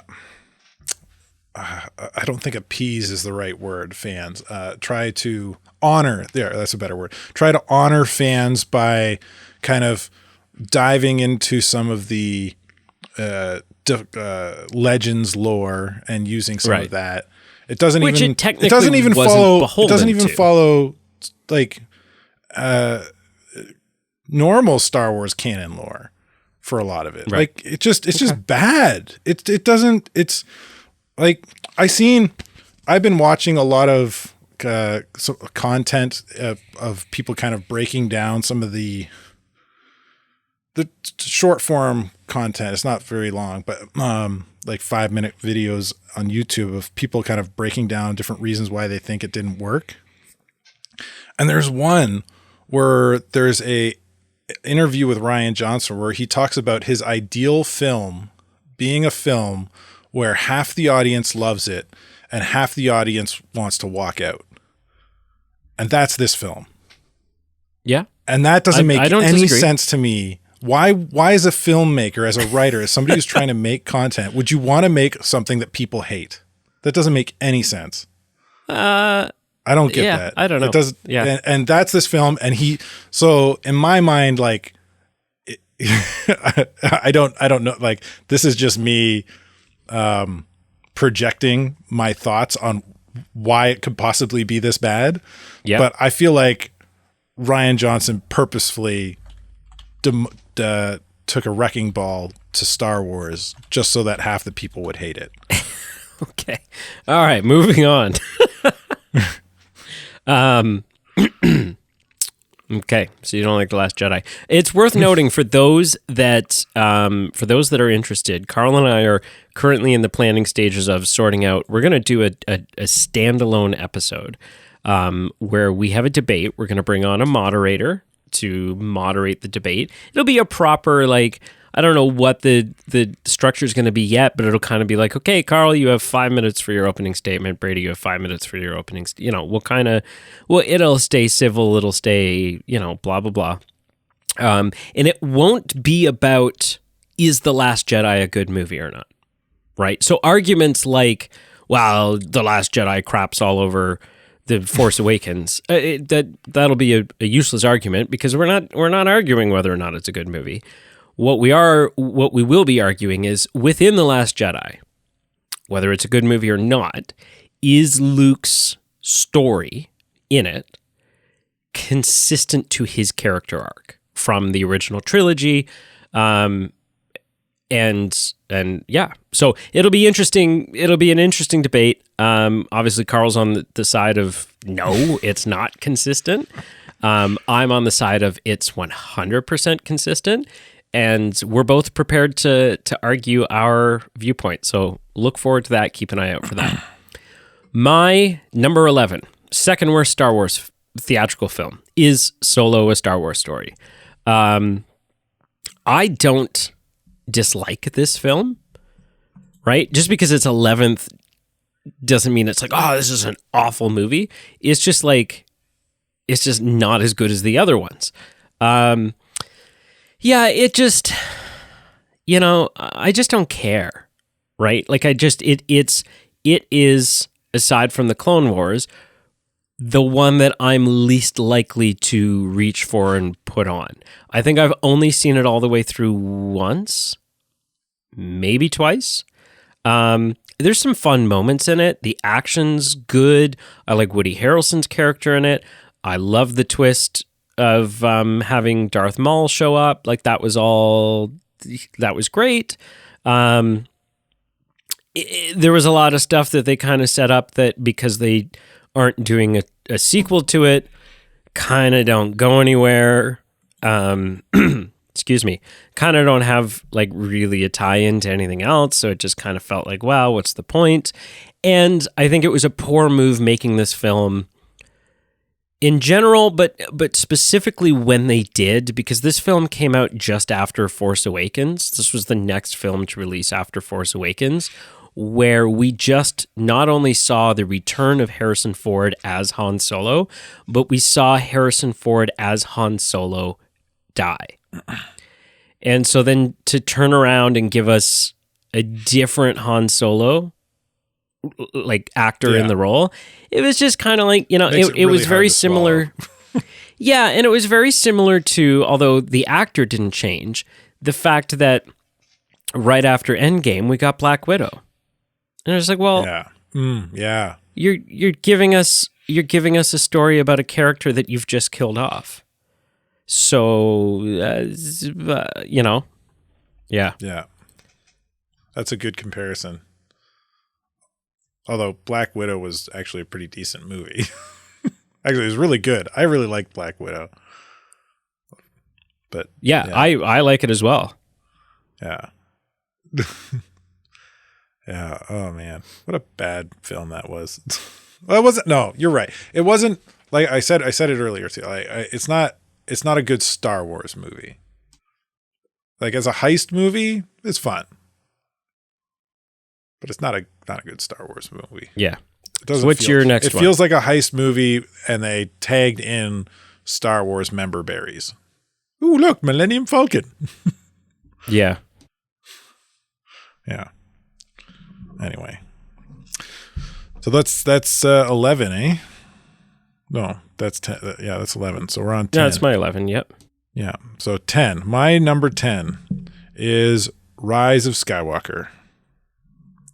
And yeah, I don't think this one's as egregious for its kind of disrespect to existing lore and Legends lore, but it still does a fair bit of it. But it just, because it's trying to clean up the mess that was The Last Jedi, it's hard. It's not, it's all over the place. And it's hard to watch. And that's why it's 10. Okay. That was in depth. My number 10 is Attack of the Clones. Really? Yeah.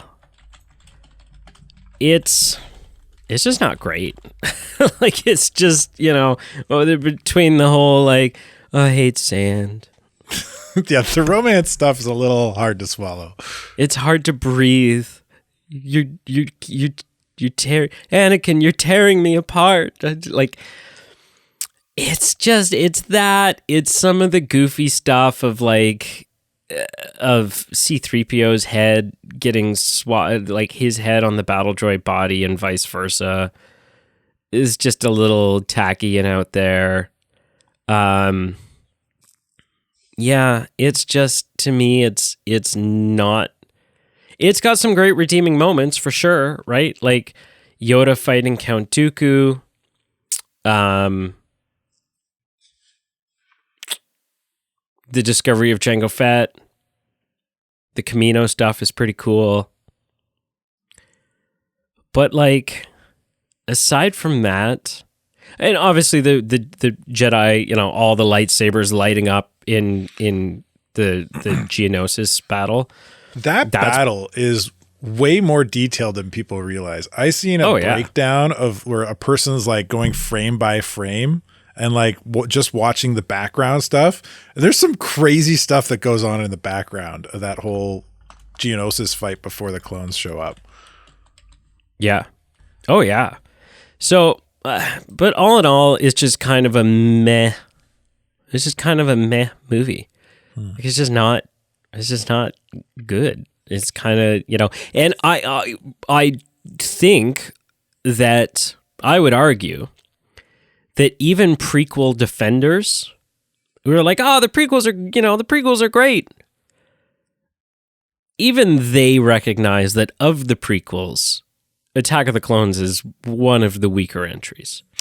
Yeah, I would say so. Mine's obviously, because we're done 10 now. Mine's obviously higher on the list. Yep. I did just watch it this past Friday. Right. And it was like, I'm as a Star Wars film, I'm happy with it. I agree with you though. It's not the best of the prequel trilogy. It's definitely not the best Star Wars film, but it's good. It holds its own in the series. Yep. Yeah, so that's it. That's my number 10. Nice. All right, on to number 9. My number 9 is Clone Wars.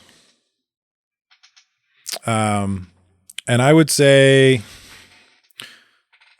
for a lot of the same reasons that you said it was number 12, I would put it at number 9, that it definitely feels like it should have been a,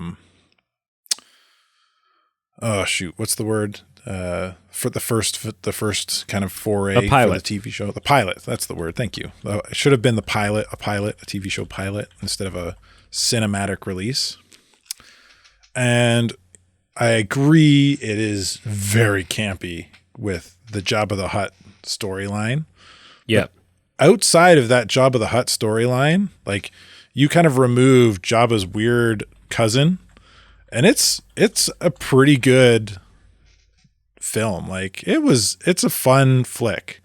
It's obviously meant for a younger audience, especially with the introduction of Ahsoka. And kind of the whole relationship there between her and Anakin. But I still think it's good. Yeah, I mean, like it's like if I were to like have to put a number ranking on each of these, it would be leaps and bounds above Rise of Skywalker. Oh, like there would be a huge jump in quality and wanting to watch it and what it is. Like, yeah. Yeah. Okay. Anyway, that's my 9. What's your 9? My 9 is The Phantom Menace. Wow. A lot of prequels at the bottom. Well, I guess not a lot. Over half. There's only 3. There's only 3. It's 66%. The Phantom Menace. You know what? It's pod racing is great. The Duel of the Fates is obviously great. I don't have issues with child Anakin the way so many other people complain about child Anakin. I have no issue with that. I do think it's kind of slow, though. I do think it drags on a little. I understand the importance of the political storyline to the prequels, and that is, that politics is what Palpatine used in order to create the Empire. That even though it's not thrown in your face, the original Star Wars trilogy is still about the politics of the galaxy, right? It still is what it is. But it's just like, it's not even so much Jar Jar. It's all of the other, it's just the Gungan stuff in general. Like I just, seeing their underwater city is cool. But then the whole like diplomacy between them and the rest of the Naboo and their battle, where's a Boomba? I don't have a Boomba. Here, use my Boomba. Like, it's just like, I don't know. It's just, it doesn't work for me. I don't hate the Phantom Menace the way that that a lot of other people seem to really hate the Phantom Menace. But it's definitely lower on my list. I think it just drags and it's slow and it's unnecessarily tacky. I appreciate it for the leaps and bounds and visual effects that it was. Like it's a technological masterpiece for when it came out. 100%. But yeah, it just and all the Tatooine stuff, it just feels like we're on Tatooine forever. Like bombing around the markets and doing stuff, and it just it doesn't. Yeah. Interesting. Yeah. Cool. All right. That's 9 done and in the books. Moving on to number 8. My number 8 is The Force Awakens. Now I put it at number 8, and now the last one was Clone Wars, and I said it was leaps and bounds above everything below it, which means everything else is leaps and bounds above everything below Clone Wars as well. So I actually thought that The Force Awakens was a decent, an acceptable first foray for Disney into the Star Wars franchise. I think that I've said it before. I'll keep saying it again. I'll beat that horse till it's dead 3 times over. I think that Finn would have been a way more compelling story and character as a lead than Rey, and Rey should have took more of a Han Solo part in the story than a lead and being a Jedi. But man, yeah, it was good. Like there was a lot of like member berries, some of them better than others. But yeah, like my only real beef was just like, and it just kind of continues throughout the franchise, the Disney series, is just like, how Rey is able to use the Force with 0 training. And that's a big issue for me. It doesn't make any sense. You can say she's a Palpatine and she's just really good with the Force, but no, I reject that wholeheartedly. If Anakin needed training and he was born of the Force, then she needs training too. Full stop. So that was really my only issue with this film, I think. And for that, it's a good film. Especially for a Star Wars film and for being a Disney film. Yeah. Disney Star Wars. Yeah. So yeah, it set everything up really well, I think. And then everything went to crap afterwards. Okay. That's my 8. That's your 8. My 8 is The Last Jedi. So now I'm getting into the sequels. Yeah, this made it a lot higher on your list than I thought it would have. Yeah, it's my least favorite of the sequels. But as outside of the whole, what is it, Canto Bite, the Casino Planet? Oh my goodness, that was ridiculous. Shit. Which had nothing to do with anything and was just kind of plopped in there as filler. And also the world's slowest space pursuit. Yeah. I ultimately I do enjoy the film still though.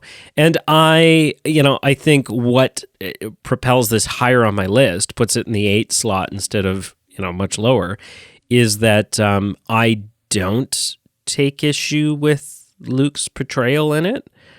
So obviously there's that's a massive demerit for someone like you that isn't there for someone like me. Yeah. I feel like because we've mentioned we're doing the debate thing and it's known that I dislike Luke's portrayal. That's not the only there are many, many other reasons this is a horrible film and why it's second last on my list. Like the Canto Bite thing and the pursuit and not just telling what's his name the plan, and like the list goes. There's a laundry list of reasons this is bad for me. But anyway, yeah, for sure. Thought I needed to plug that in there. Yeah. Yep. So there are reasons you like it. There are reasons you dislike it. Yep. And the reasons I dislike it are not as strong. Like, I understand if you believe that Luke was done dirty, I would find it very difficult to enjoy this film if that was my perspective. Yeah, you can see that perspective and understand it. I can see. I mean, I think the perspective is mistaken. I think it's misinformed, but I can see that if that is the perspective, if your takeaway is that Luke was done wrong, then I can understand the film being ranked so low. Like that makes sense to me.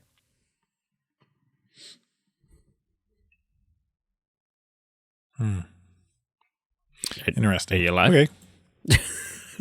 Cool. Okay, what's up? What do you got next? So that was 8. We're on to 7 then. Yep. My 7 is Attack of the Clones. Yeah, there it is. Yeah. So I did just watch this recently. So like I have a pretty fresh take on it.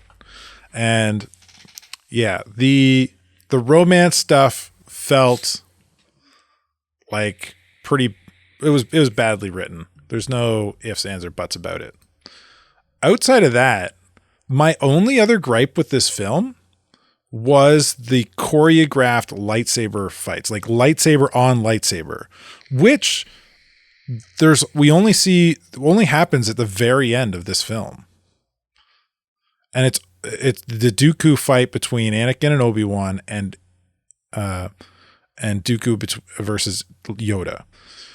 And the part between Anakin and Obi-Wan is bad. It's really bad. Yeah.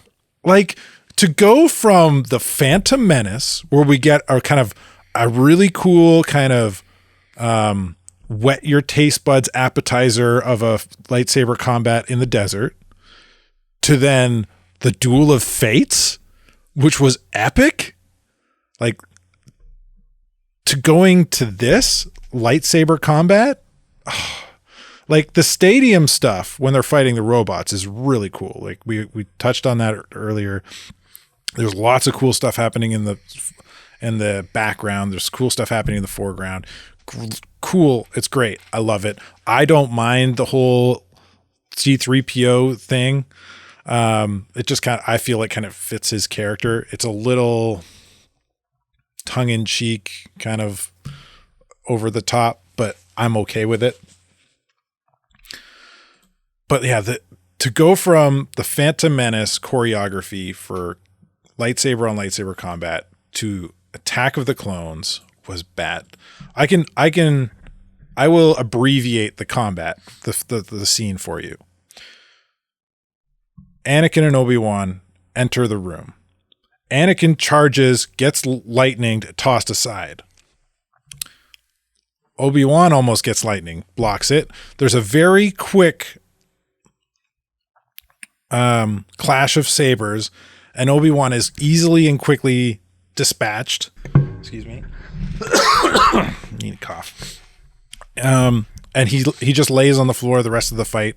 He throws his saber to Anakin, and Anakin loses that lightsaber relatively quickly, and they ends up like retreating, cutting a cable. The room goes dark. The rest of the fight is pretty much just shots of their faces and lightsaber colors flashing in front. Yeah. Boring. It's very poorly what? choreographed. Which after what we've seen in the Phantom Menace, that's what we get. Now, the Yoda part was amazing and really well done, especially considering it's CG and Ian McKellen is now fighting an invisible Yoda. Yeah. So that was really well done. But the Anakin, it was just, what? That's what you give us? And I think it was done that way because Christopher Lee, as amazing as he is old as dirt. So any hero shots where you could see his face, they kind of just had to like do a close up. But oh man, I still think that they could have done something.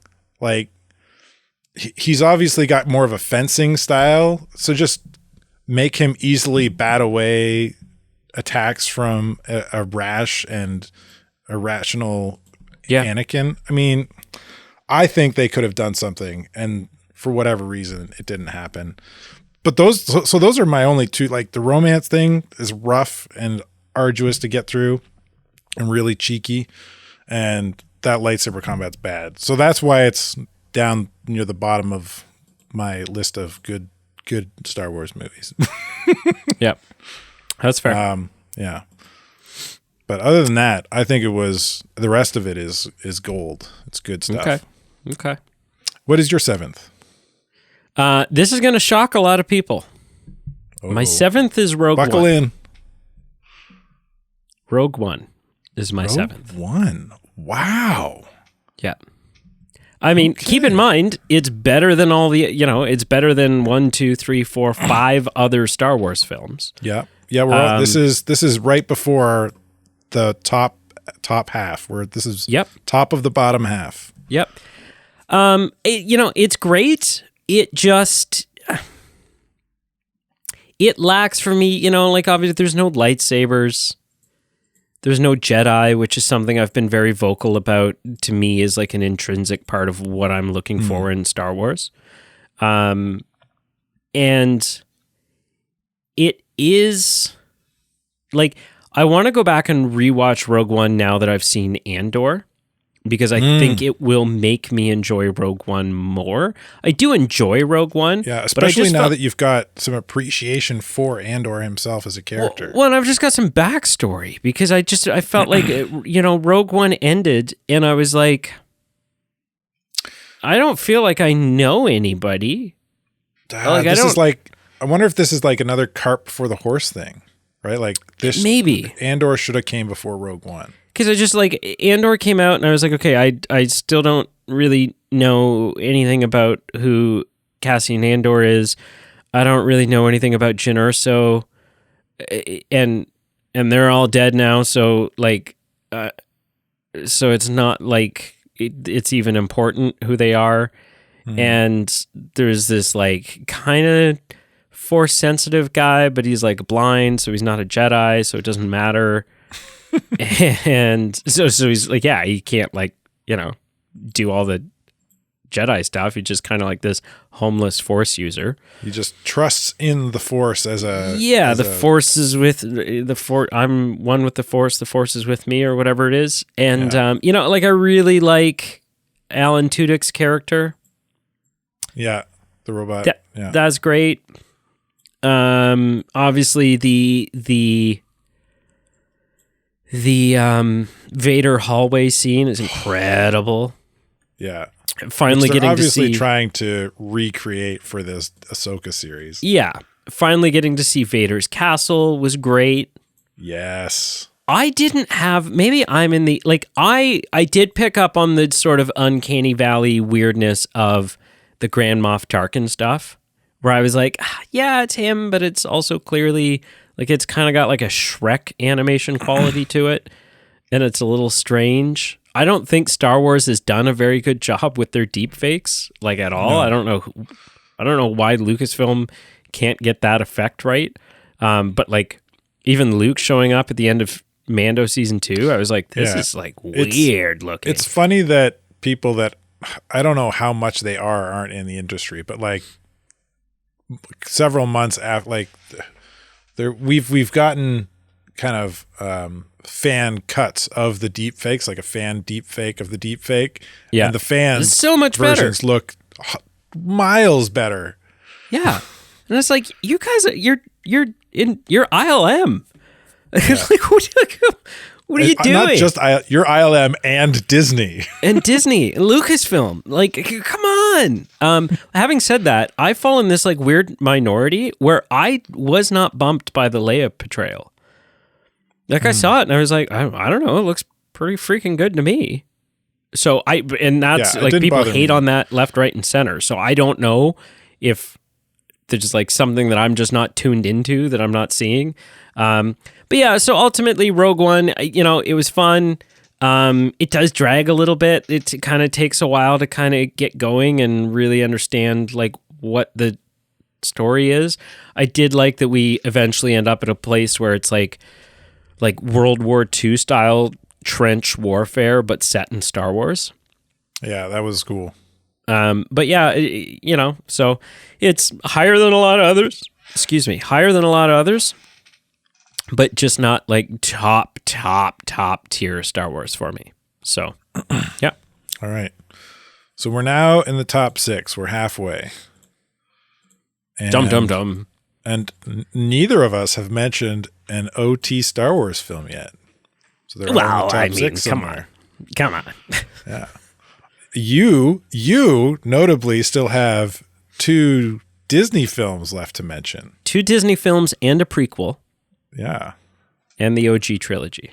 Where I have 1 standoff film left. Yep. And 2 prequels. Two prequels. Interesting. Well, let's cut to the chase. My number 6 is Phantom Menace. Okay. Yeah. So I put it I put it above Attack of the Clones because of the reasons Attack of the Clones is where it is. Yeah. Like, it doesn't have a weird there's a small weird romance thing where Anakin's like, "Here, have this thing." But are you an angel? But he's a kid. And it's a little less weird and creepy.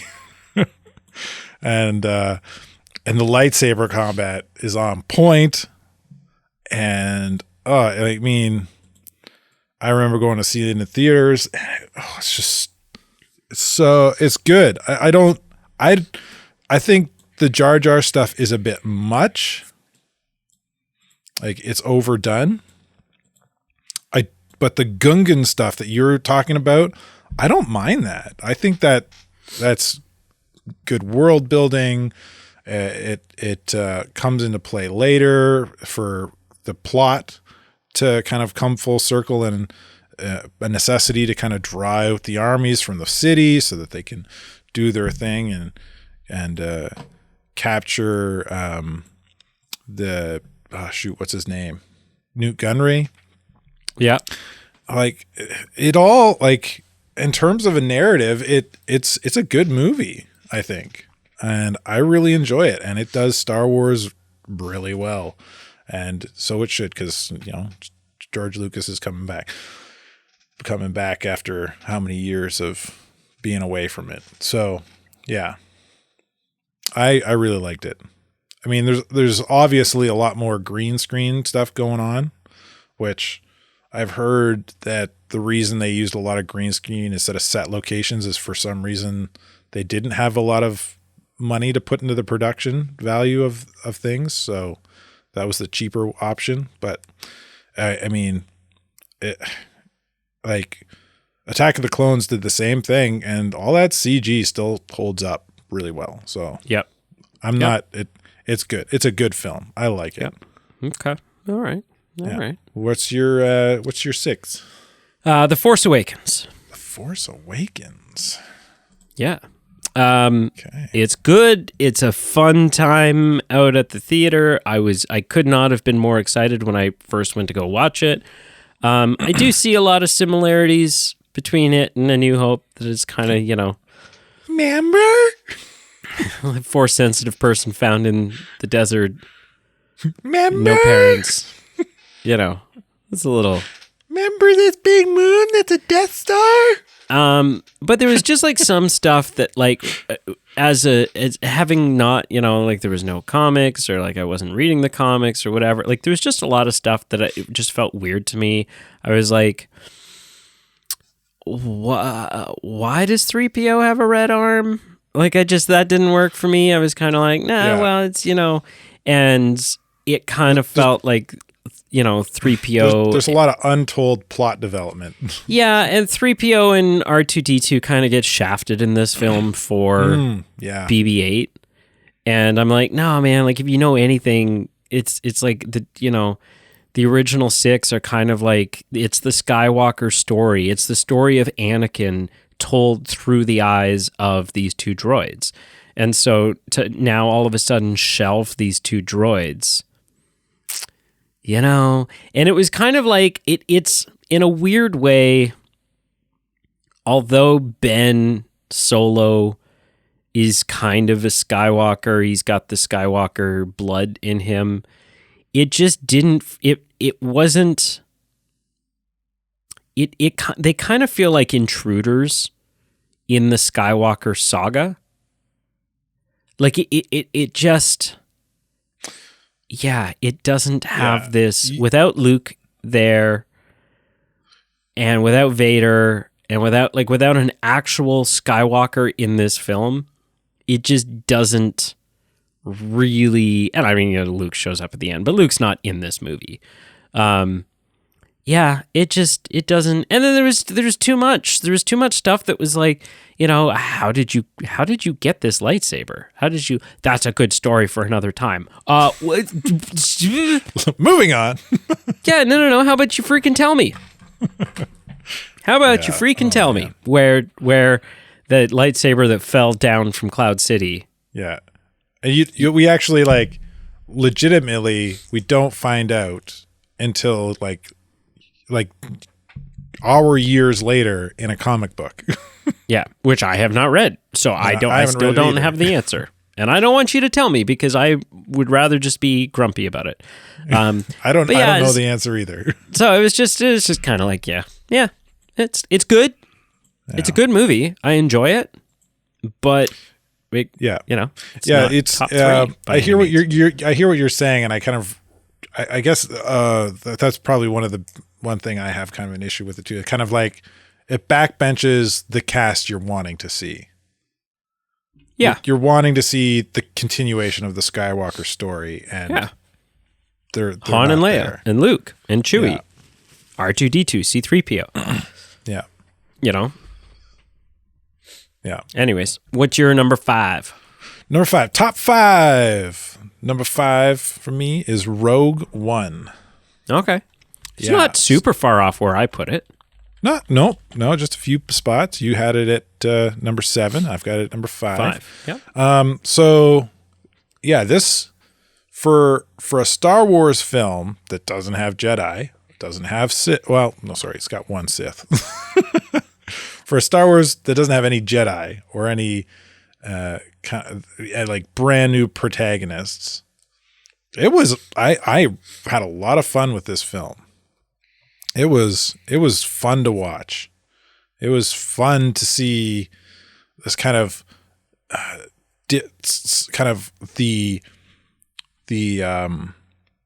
spec ops side of the rebellion, kind of the covert side, trying to work with it, because like Andor, the TV show, dived into that heavily, but we had never really seen it before then.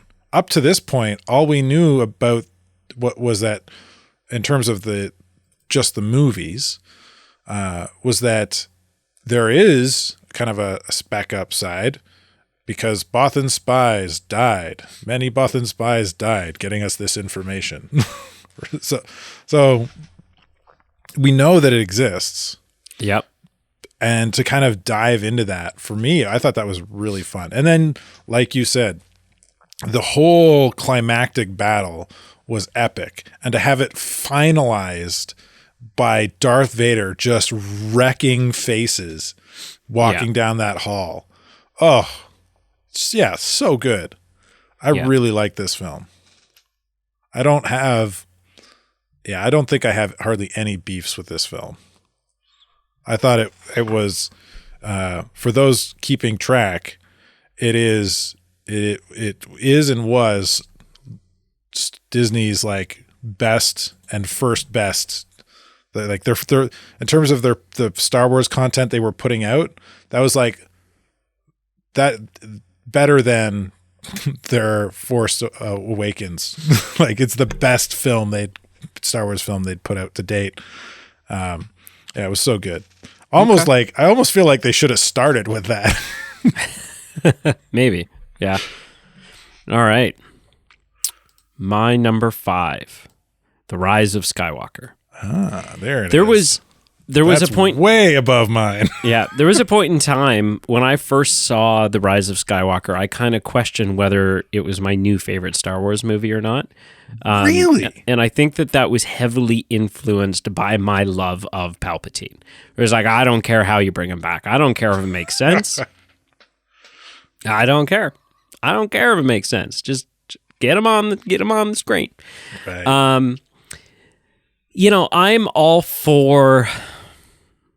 I'm all for introducing new parts of lore and canon, right? I don't think the Force needed to be explained, but I don't have any issue with midichlorians. I call me a heathen, or, whatever. It doesn't bother me because it's new aspects. Like part of the thing that is the Force is that it's mysterious. Like people are such hypocrites. Choose a side.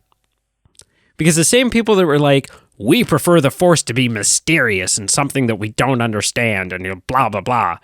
So don't give us midichlorians. Those were the same people that were like, what the hell's a dyad in the Force? And this isn't the way the Force works. Okay, well, which is it?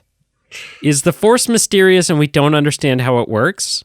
Or do we understand exactly how it works? And anyone who suggests that there's things to the Force that we've maybe not yet discovered can just go to hell. Pick a side. Or is it some balance in between?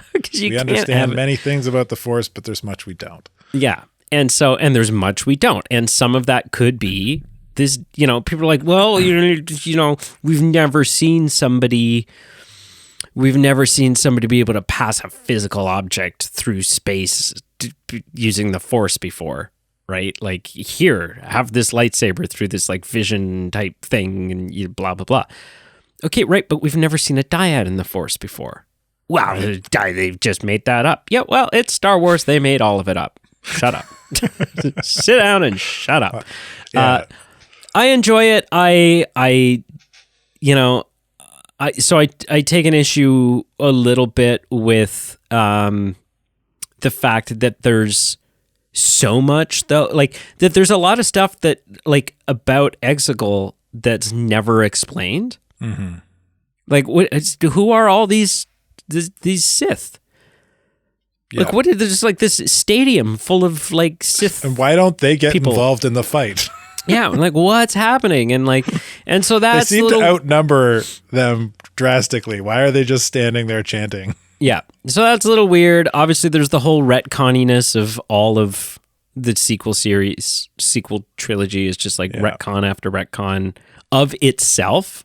It's like retconning. I don't really think that The Rise of Skywalker retcons. I mean, it retcons the death of Palpatine, but it does it in a way that I'm okay with. Like, it explains it. It's not just like, well, no, he's alive. Don't ask any questions. Don't deal with it. I don't think that's an egregious thing either. Like, no, it feels like it should have been built up a bit more in the last film. But it's part of Legends. He came back as a clone. Comes back, right? Yeah. And so the way what he's trying to do is also technically a part of Legends. With in the Darth Bane novels. Darth Bane learns about how he can project his consciousness into another being. Yeah. Like, the one big beef that I have with The Rise of Skywalker is she's got this knife, this blade. Oh, yes. That the magic shows her the way because the edges in it, and there's a lot of things about this people have issues with that I don't have issues with, but I do have an issue with one big thing. So the edges on the knife line up with the angles of the debris from the destroyed Death Star. Yeah. And some people would call bullshit on that. And I don't call bullshit because I'm like, okay, but it's like a prophecy in the Force. It's this like prophesized thing. So that knife existed before the Death Star ever existed or got blown up or landed, the chunks of it landed there, but it was prophesized. It was like destiny. It was always going to happen that way. Okay, great, fine, whatever. However, this film does not seem to understand perspective. And the fact that this knife, the edges on this knife, is only going to line up perfectly with the debris of the Death Star if she happens to be standing in that exact perfect spot. 100 feet forward, 100 feet back, 30 feet to the left or right, and it's not a match anymore. It's just so dumb. It could have easily been some other kind of MacGuffin. It was and it was like, so that was the big, kind of whatever that bothered me. Aside from that, I was like, no, I was completely on board with that film. I didn't mind it. I enjoy it. It doesn't rank as high as it originally did. But yeah, The Force Awakens is my number, or not Force Awakens, The Rise of Skywalker is my number 5. Well, yep, that is definitely higher than mine. All right, now we're top 4. My number 4 is A New Hope. That's where I'm going to put it, number 4, and it's at number 4 because I like the other ones better. I mean, I don't have a lot to gripe on about this. It's a little slower, like you were saying. Did you know? You haven't said it yet. Oh, what was it? Oh, it was Phantom Menace you were talking about, taking forever to get off. Yeah, I haven't said A New Hope yet. So for me, it's a little slower for pacing. I don't usually have as big an issue with pacing when it comes to films, unless it's egregiously bad. And I don't find A New Hope's pacing to be bad. It's a little slower than I think the other ones, and it's I don't have problems with it really. I don't think, not that I can think of. Like, I made this list today, so as of recording, so I can't think of any off the top of my head. If I watch it back, I probably won't find anything. It's a timeless film, and I just have to put the other ones first before it. My top 3 has to be before this because I just like them better. You enjoy them more? Yep. Yeah. All right. What is your number 4? My number 4 is A New Hope. Hey! Yeah. Look at that. For a lot of the reasons you said. I mean, it's got to be rated high because it's the OG. It's the thing that kind of starts it and sets it all up, and it's fun and it's exciting and it's iconic. You know, the trash compactor, and we're fine. We're all fine here. How are you? Boring conversation. Anyways, Luke, we're gonna have company. Like, great shot. Don't get cocky, kid. Like all of that stuff. Everything is so good. It's so good. And so, but it's just like, it's the three that I have ranked higher than it. I'm going to go to and turn on and watch before I will turn on and watch A New Hope. Mm-hmm. Right. And I've found myself in the past fortunate enough to show several different people Star Wars for the first time. Like 4 or 5 people I've been a part of indoctrinating them with Star Wars. And over the years of doing it, the order that we watch them in has fluctuated, whether it be order of release, whether it be timeline order. More often than not, now I think I go with the chainsaw order, right? So we watch 4, 5, 1, 2, 3, 6, 7, 8, 9. And even that one has some issues, some things that I don't like. The chainsaw order does. Yeah. Particularly when it comes to the sequels. And just because I think the only downside to the chainsaw order is now that they're sequels, if the last one that you watched before you watched The Force Awakens is Return of the Jedi, then it doesn't, some of the, oh my God, it's the Falcon, oh my God, it's Han Solo, like some of that loses a little bit of its, oh, it's been so long. And that's really the only gripe. But no matter what order we watch them in, and it's usually always, for a first time viewing, we always start with A New Hope. I always find myself prefacing A New Hope by saying, okay, Star Wars starts a little slow, but bear with it. Bear with it. Right? Like, don't base your opinion on where this is going to go based on this movie. It's from the 70s. It's a little bit slower. It's a little bit, blah, blah, blah. They made films differently back then. Yeah. And so that's but it's my number 4. Yeah. You got on the kind of order of watching there, and I seen an interview with George Lucas recently, and his viewing order is numerical. Because it's the story of Anakin, and the story starts with number 1, with the Phantom Menace. Anyway, tangent there. Before we get to our top 3, our top 3 are in no particular order the same. Okay, like we have the same 3 movies left. We have the same, and maybe they're I don't know. But maybe we're going to just line up 3 here. left. We're likely to have at least one more. At least one more. Okay. That lines up. What's your number 3? So for my number 3, my bronze medalist in the race of Star Wars is Revenge of the Sith. Interesting. Okay. Revenge of the Sith, for me, is a beautiful capstone to what was the prequel trilogy, the prequel trilogy, looking back on it, like at that time and dates when those movies were releasing, people might have said they were divisive. I don't think they were, but looking at them now, I don't think it was divisive.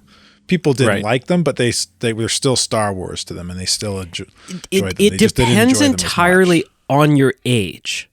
Like, yeah, and that too, right? If you were a kid when the prequels came out, you probably loved the prequels. I was a kid when the prequels came out, and I've always been a prequels defender. Yeah, and so I was a teenager, so they hit differently for me, and they would have hit differently for somebody who was I was like an adult when I was 13 or something when it came out. So, like, older audiences thought they were a little childish, but they still liked them. I don't think at the time that people you might have looked at it and saying it's been divisive, but it's not nothing compared to what the Disney divisiveness has been. Anyway, it's a beautiful capstone to what was a kind of murky. We won't say bad or anything. You had them pretty low. I didn't. The prequels weren't ideal. They weren't the best possible Star Wars films. Well, I've still got the Revenge of the Sith kicking around here, though. So but I'm saying that Revenge of the Sith is the best of what we want from a Star Wars movies in the prequels, which weren't always up to par with what we want in a Star Wars movie. Yeah, and for that reason, it hits number 3. Because it is everything we want in a Star Wars movie in the prequel era. Yeah. I mean, like, I still can't get through. I cannot get through. You were my brother, Anakin. I loved you with dry eyes. Like, it wrecks me. Yeah. It wrecks me. Because in that moment, it's Obi-Wan. Like, Obi-Wan is saying, like, I'm not supposed to love. I had Anakin, my connection with you, my bond with you was so strong that even I was not the ideal Jedi in my connection with you. I was attached to you. Yeah, and because of that attachment, I let things slide. Yeah. Oh, it's so freaking. Yeah. Anyways, it cuts deep. It dives deep when you dig So into good. like what the meaning of that is behind it. Yeah, the script, the action, both lightsaber combat, starfighters, everything in that film is damn near perfect. Do you know what's really funny? I just realized we both, not only did we agree on A New Hope, we both put Star Wars Episode 4 in the number 4 slot. It's just so poetic. It's so poetic. That's funny. Okay, so my number 3, Empire Strikes Back. Ooh. Wow. With the OG trilogy, I find you're either a Jedi guy or you're an Empire guy. Yep, this is true. Empire's great. Don't get me wrong. I was like the whole Lando, Cloud City, Bespin stuff. That doesn't, for me, that was, as a kid growing up watching it, it was like, that was a little boring. But then obviously the lightsaber fight, it's like the first real lightsaber fight that we see in Star Wars. Because the whole Obi-Wan Vader thing doesn't really, it doesn't scratch an itch the way that Luke fighting Vader in Empire does. Mm-hmm. Obviously, there's the "No, I'm your father" moment, followed by a really, I don't know a person out there that doesn't agree that Mark Hamill's acting and response is just atrocious. It's almost as bad as the no from. That's so probably bad. The only really drawback to Revenge of the Sith is so the no at the very end. The introduction of the Emperor. Oh yeah, which now has been gone back and dubbed with Ian McDiarmid, but originally was the voice of Clive something or other. Yeah, and it was like a some chimpanzee girl, some face. lady that was just happened to be on set that they threw a cloak over. Yeah, it was a woman, and they superimposed chimpanzee eyes over her eyes, and then it was someone else doing the voice. It was some guy named Clive something, which is just like, man, which is cool. Can you imagine being in like the creative room about how are we going to do this? Yeah. So that was well, we could hire a guy. No.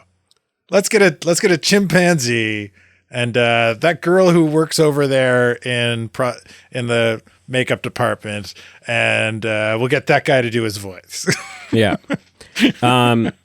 So that's great. Obviously, the introduction of Yoda and all of that stuff is fantastic. The Wampa, the Hoth, like it's just great. It's really great. I'm personally, obviously, I fall on the Jedi scale. I like Return of the Jedi better than I like Empire, and so that's why it ranks in my number 3 slot. There you go. Very cool. What is your number 2? All right, number 2 for me is Empire Strikes Back. Okay, you're a Jedi guy. Yeah. Empire Strikes Back is a great turning point in the original trilogy. Maybe the best sequel of all time. Yeah, and the narrative of it and how it kind of intentionally leaves people in horrible positions for the sequel is beautiful. Like not quite, I wouldn't call it like a cliffhanger, but it leaves you in a spot where you're like, how can they possibly get Luke, or how can they possibly get Han back? What's going to happen with Luke's hand, and what's going to, it has, there's all these kind of yearning questions. And it's kind of such a dark place. Oh man. It's good. Yeah. And then the introduction of Yoda, the training, Luke facing the darkness inside him and not heeding his master's warnings. Well, and that's just it, right? Like A New Hope is the introduction of the Force, whereas Empire is the introduction of the dark side. It's the introduction that there is this darker aspect to it. Yeah. And the introduction of the Imperial March. Yeah. Oh, and like it's in A New Hope, it's pretty much just like one story being told. In Empire Strikes Back, as soon as they leave Hoth, we've got 2 divergent storylines that come back together, and both of them are entertaining. Yeah. Aside from this brief passing, Luke, it's a trap in the hallway, our heroes' stories don't reconverge with each other. They're never in the same room together again. Yeah. It's good. I like it. It's a great film. I can see why people have it as number 1, and I get that. But I think obviously for the same way that you do, for Return of the Jedi better, and I'll get into that in a minute. Can you imagine being in the theaters in the 70s? Because the other great thing about this film is it's not a happy ending. Yeah. It ends in peril. Yeah. Han's frozen in carbonite, and Luke is missing an arm and has just found out that Vader's his father, and we as an audience don't know if we fully believe that. Is it true? It must be true. No, it can't be true. And then to be like, okay, now wait a couple of years to find out, what? Yeah, I always like that Simpsons episode where they kind of do a flashback to Homer and Marge seeing it, and Homer walks out as he's walking by everyone in line. Man, can you believe that guy was his father? Well, I saw the first, not like the first ever, but opening night. We were the earliest screening on opening night of Force Awakens in IMAX. And worst possible seats in the theater, like IMAX, and we're right up at the front, first row off to the side, neck break seats. I've been there before. Because it was like, the websites were crashing and all of this stuff. And we're sitting there like refreshing the page. And so we're like walking out in the massive line of people waiting to get in. And I'm like, man, there'd be no quicker way to ensure my own death than to go, holy crap, Han Solo died? Yeah. All right, my number 2. Return of the Jedi. Interesting. This, I mean, as a kid, when I would go and, we would rent, every time we went to the video store, I was either renting Jedi or I was renting Empire, often both. And that was it. That was the only thing as a kid that I rented. It's the only thing I cared about. And quite often I would fast forward and just watch the throne room scene. Yeah. And then as I got a little bit older, I was a little more interested in Golden Bikini Leia. And, as teenage boys do. As teenage boys tend to do. And, but no, it's just and again, I'm an Emperor guy, right? And so the Emperor being there and the mystery that shrouded the Emperor, and he was just the epitome of evil. He was the embodiment of evil. Good. Take your weapon, strike me down, and your father. Journey towards the dark side will be complete. Yes. And then the one time that he breaks that kind of voice, it is still clearly the Emperor, but he's like, "Oh, I'm afraid the defense mechanisms will be quite operational when your friends arrive." In this super mocking tone. Oh, it's so good. But gold. Just the fight, man. Force lightning. It was the first time we saw Force lightning. Yeah. It was amazing. So all of that, I love. And listen, I'm a not of the films, not of the little standoff TV films or the animated, whatever. But I am a defender of Ewoks. Ewoks, for the record, and I'm not the only person who has this opinion, are... A lot of people go, "Oh yeah, the cute little teddy bears from Return of the Jedi." Make no mistake, Ewoks are very potentially the most dangerous and savage and violent creatures in Star Wars. And I'm not just saying that that's I'm not being what's the word I'm looking for? Facetious. Yeah, I'm not I'm not being sarcastic. I genuinely believe that these are savage beasts that will, they're ready to cook and eat Luke and Han. Yeah. Until Leia's like, "No, these are my friends. Stop it." Don't. And then the way they just lay waste to the stormtroopers. And to AT-ATs, they're just they're badass little mofo's. Their ingenuity is insane. They can make hang gliders. They know how to fly.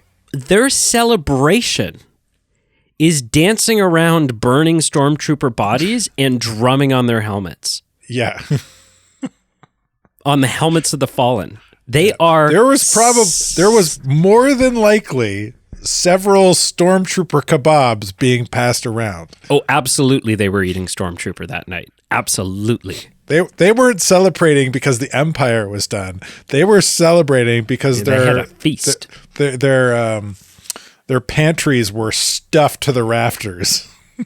Yeah. Oh yeah. Can I interest you in some cured FN-213? It was savage. No, Return of the Jedi, man. It's so good. Yeah. It is so good, and it's amazing. It is, especially once the prequels came out, because the prequels. One of the things that the prequels did was it really made say what you will about George Lucas, say what you will about the prequels.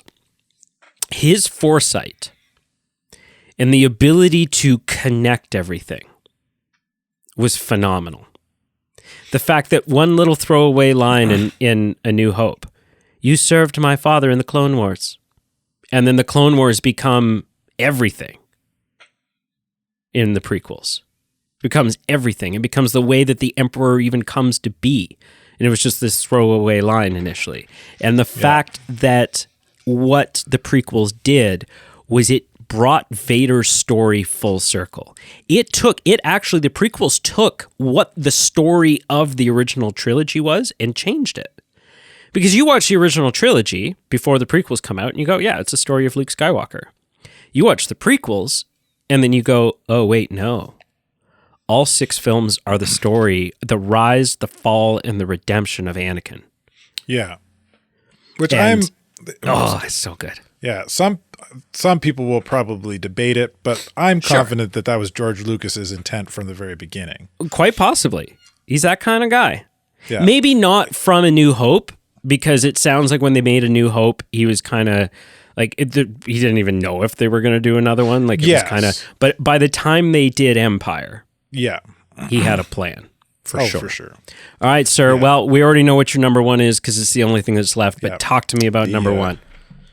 Yeah, we've eliminated everything else. Therefore, the only thing that remains is, let's beat this drum a little bit more since you're done, but I'm not. Return of the Jedi, number 1, best Star Wars movie out there, period. Yeah. In your opinion. Freaking awesome. All the reasons you said, like, the lightsaber, like, it doesn't hold up to prequels lightsaber combat. I mean, it's better than Attack of the Clones lightsaber combat.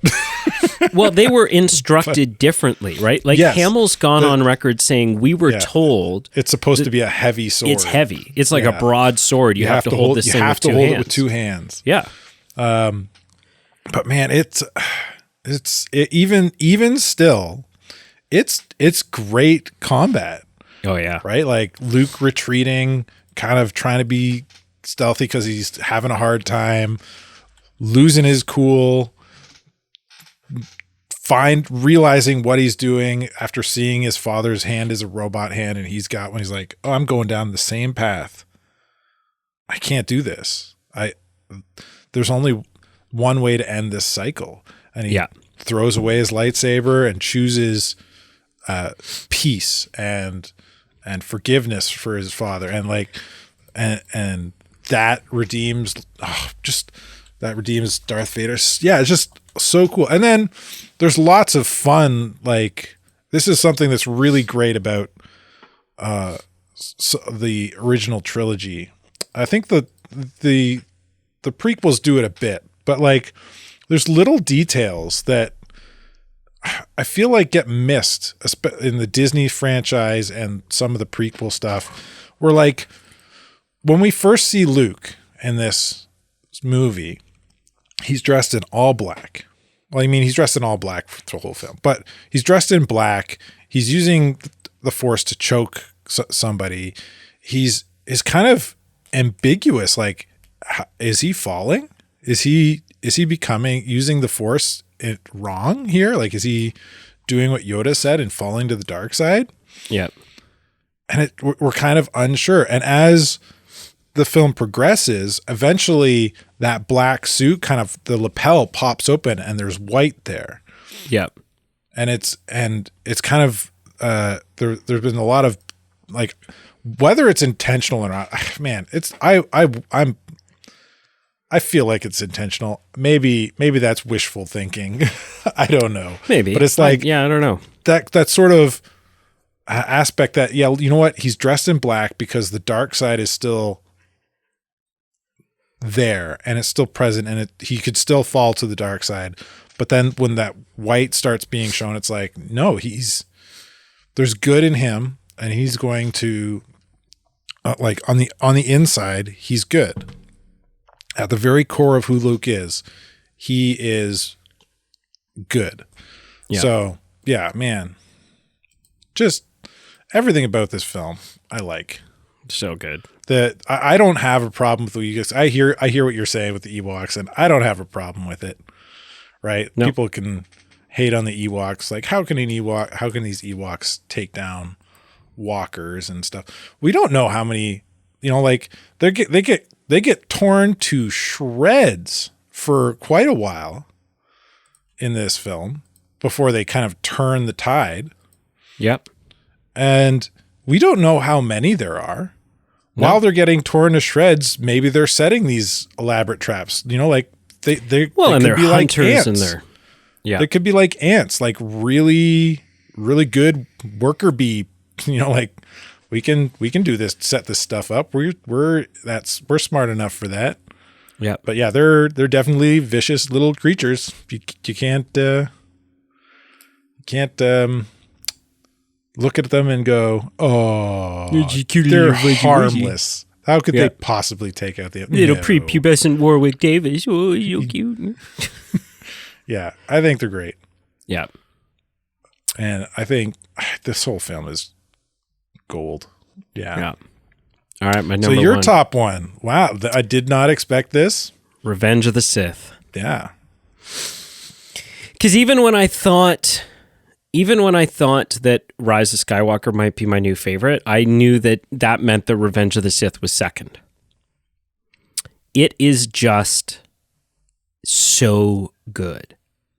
It's the glue that holds the Star Wars universe together prior to the sequels, right? Like, it marries the sequels and the original perfectly. Flawlessly.